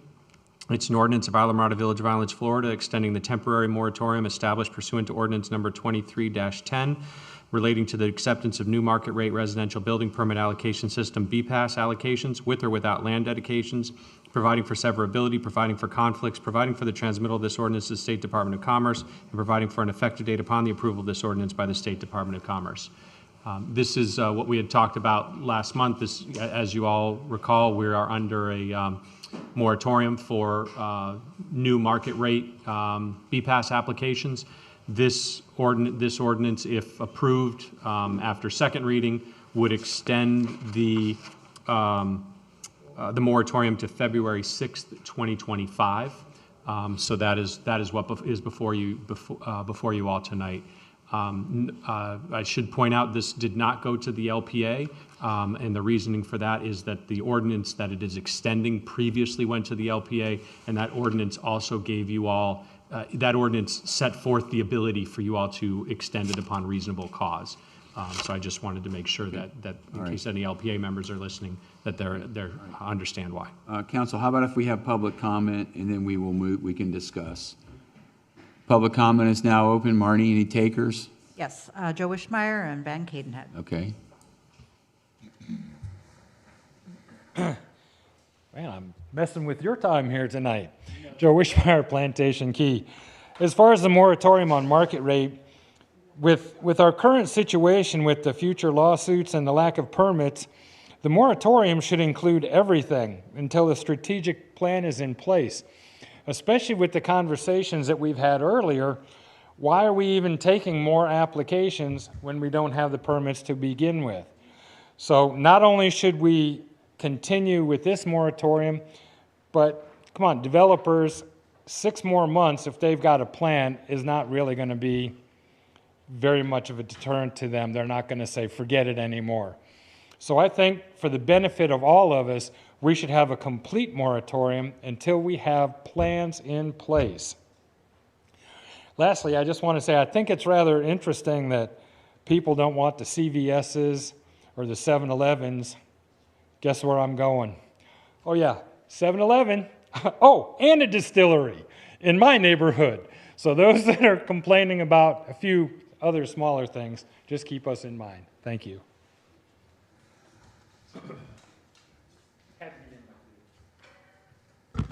Katie Ned again. Well, I pushed for the moratorium for years, and you finally did it, and I'm really happy that you did. And I would urge you to extend it.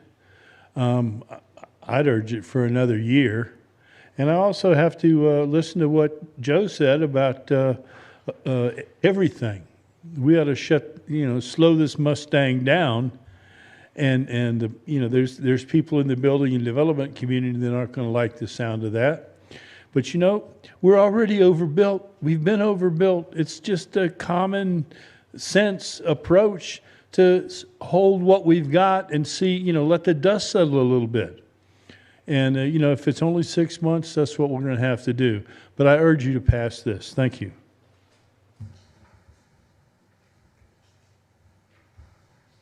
If I could just do one more thing. When I say the complete, I haven't seen anybody in years apply for apartments, which we desperately have needed in here. So even though we're saying a moratorium on everything, at least after 6 months, if you wanted to extend it to something like that is beneficial and brand new and is going to benefit things like that, I think that would be a good thing. Thank you. Okay, did Van speak? No, Holly's next. Okay. Holly Jones, 33 Flamingo Hammock Road. I heard everyone mention that they don't want the big box stores, and you guys have bought property that you're not sure what to do with. And I don't understand why you don't make parks and plant the trees and do that kind of stuff. You said you don't know what to do with it. And you're worried about my hammock, but yet why don't you put your money where your mouth is and buy the church and make it a park? Take Silver and Spice, plant trees. I mean, if people don't want big box stores, you said they came to Chica and they want to ride their bikes and they want to do these things, then I don't understand why it's so difficult. If you're worried about my hammock, I'm like, you could plant so many trees. A hurricane came through Island Murata in 1935 and the place was completely flattened out. There were no trees. So there's a lot you can do. But that won't bring you money in if you put a park there. Parks don't really bring us in a lot of money. So I don't know why you don't do that. Why you don't make bike trails. The things that people say they want when they come down here. And as far as affordable housing goes, we're going to have people up here and people down here. What makes a country strong and a community strong is a strong middle class. And we are losing our middle class people, and it's sad. It doesn't make sense what you're doing. Okay, so we're going to have people here and people up here living side by side. We need to do more for the middle class. All I hear about is affordable housing, and I'm not against it. But what are you doing for the middle class people? The regular people that have to go to work that we need down here living and working. I do attend Island Community Church, and they just got an amazing youth pastor and his wife and their family, and they have to pay to house them. They are amazing, great people that are coming into this community, but they have to give them a place to live because there's no way they can afford it here. I think we're making a big mistake. It shouldn't be just affordable housing, it should be middle class housing. Where's our middle class? I don't know. I don't know what the answer is, and I don't envy you guys up here, and I know you're trying to do the right thing. But I think we need a whole different approach or a different mindset. If people want parks and they don't want so much traffic, but now we're going to add a huge affordable housing in that spot, it's not going to cut down on traffic. It's not going to cut down on anything. I don't know. All right. Oh, Holly, thank you. Thank you for your concern. All right. Anybody else on Marnie? Anybody on Zoom? Okay. All right. All right. So public comment is closed. Thank you for coming forward, though, Holly. Thank everybody for council. Let's do it. Okay. Do I hear a motion? We're talking about the 6 months? We're talking about the moratorium, the tab we're on right now. Sidetracked. I move to approve. Second. Okay. All right, Marnie, we have a motion and a second. Would you call the roll, please? Vice Mayor Sharon Mahoney? Yes. Councilmember Henry Rosenthal? Yes. Councilmember Mark Gregg? Yes. Councilmember Elizabeth Jolin? And Mayor Buddy Pinder. Yes. Motion passes 5-0. Okay, so can we take a break for a minute before we, Mr. Harris, come on up for a minute. Thank you. On the motion earlier tonight to table till October, the BPAS allocation for, or the administrative relief, sorry, for the Jones family, I was speaking with them while we've been here engaged in all this. And look, they're fine with, if you reopen it, if you reconsider it, just taking away the negative points as their administrative relief application and leaving them in BPAS. So they haven't taken one of the allocations, they stay in BPAS, but you've resolved their administrative relief application that's pending because you're just going to take away the negative points. That's a good compromise, because if we're doing this on October 6th, we're going to be doing the exact same thing under the exact same rules that you have tonight. The new rules, new policies that you come up with will not apply because the pending ordinance doctrine, which I call red flag because that's what we call it, kicks in tonight. It doesn't kick into the two that were here tonight. So to save everybody from having to come back and do this again, I would ask somebody that's on the prevailing side to make a motion to reconsider and just take away the negative points so that they can remain in BPAS. Thank you for the time. Thank you, Ty. You and I are on No, we're on that, yeah. So it's either got to be Mark, Henry, or Elizabeth. You know, they stayed the whole time. I think we should at least give them a little discussion here. What are the negative points? Ty, can you please come back? What is the outcome of what you're asking? So generally, the village either gives somebody an administrative relief, or in the cases that we've had unique environmental issues on lots, we have in the past, that's why I'm making the suggestion, kept people in BPAS, not given them their allocation, but removed the negative points so that they're rescored without the negative points that they're getting for being in the hammock. And then that keeps them in BPAS. What is the outcome if you do that? It keeps them in BPAS. I know. It moves them. It moves. It's going to move them up on the list, but they're not going to get an allocation Are tonight. you asking how many points? Yeah. I'm looking right now. That's all I want to know. I wasn't What's the prepared number? for this. Hold on one second. I know. Yeah, I don't know what the negative points are either because it's not in my. I don't have the scoring sheet. She's checking. I'm trying to find it. Yeah. I appreciate this consideration.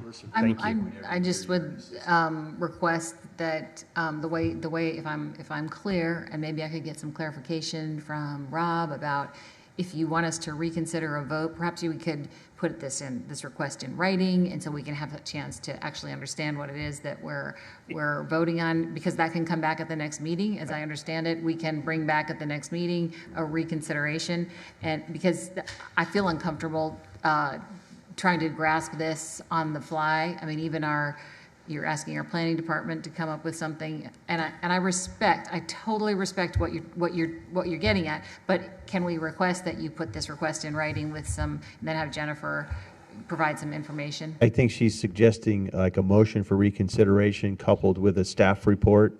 Because, under Robert's rules, somebody on the prevailing side, either tonight or at the next meeting, has to make the I'd feel more motion. comfortable at the next meeting when we're not all bleary-eyed and hungry and full bladder and want to deal with this after a Hold on little. one second. John, go ahead.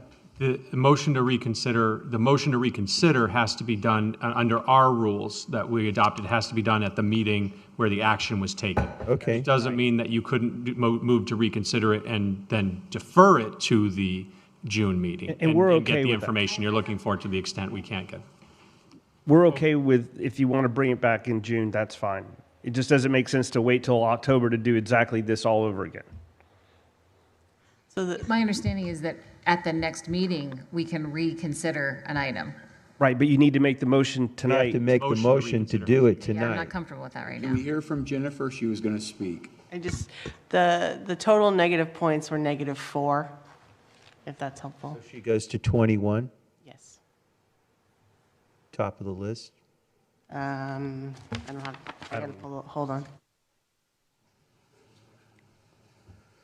Let me ask you a question, Ty, while she's looking. So if we, I've learned a new word since I've been around Mark, precedence. So if we do this, does that set a precedence for anybody who's in administrative relief to do this? Under the current rules, you can offer to. Excuse me, we should ask our lawyer that, not Ty, right? Because that's, our legal counsel is here. I can ask the man a question if I want to.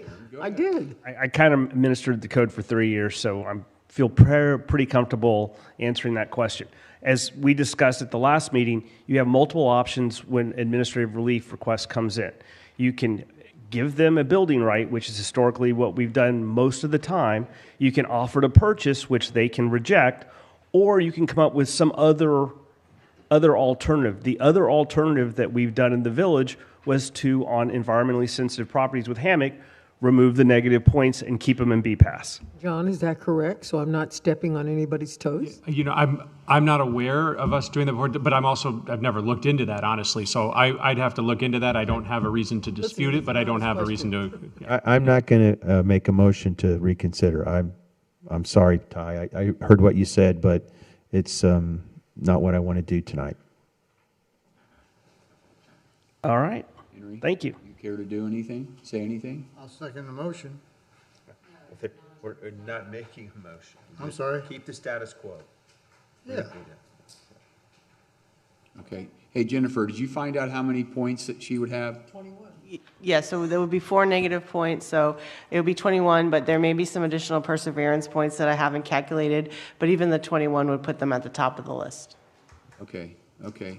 So, John, is there anything that prohibits Ty as their attorney to be able to write in and request what, or we had to make the motion tonight?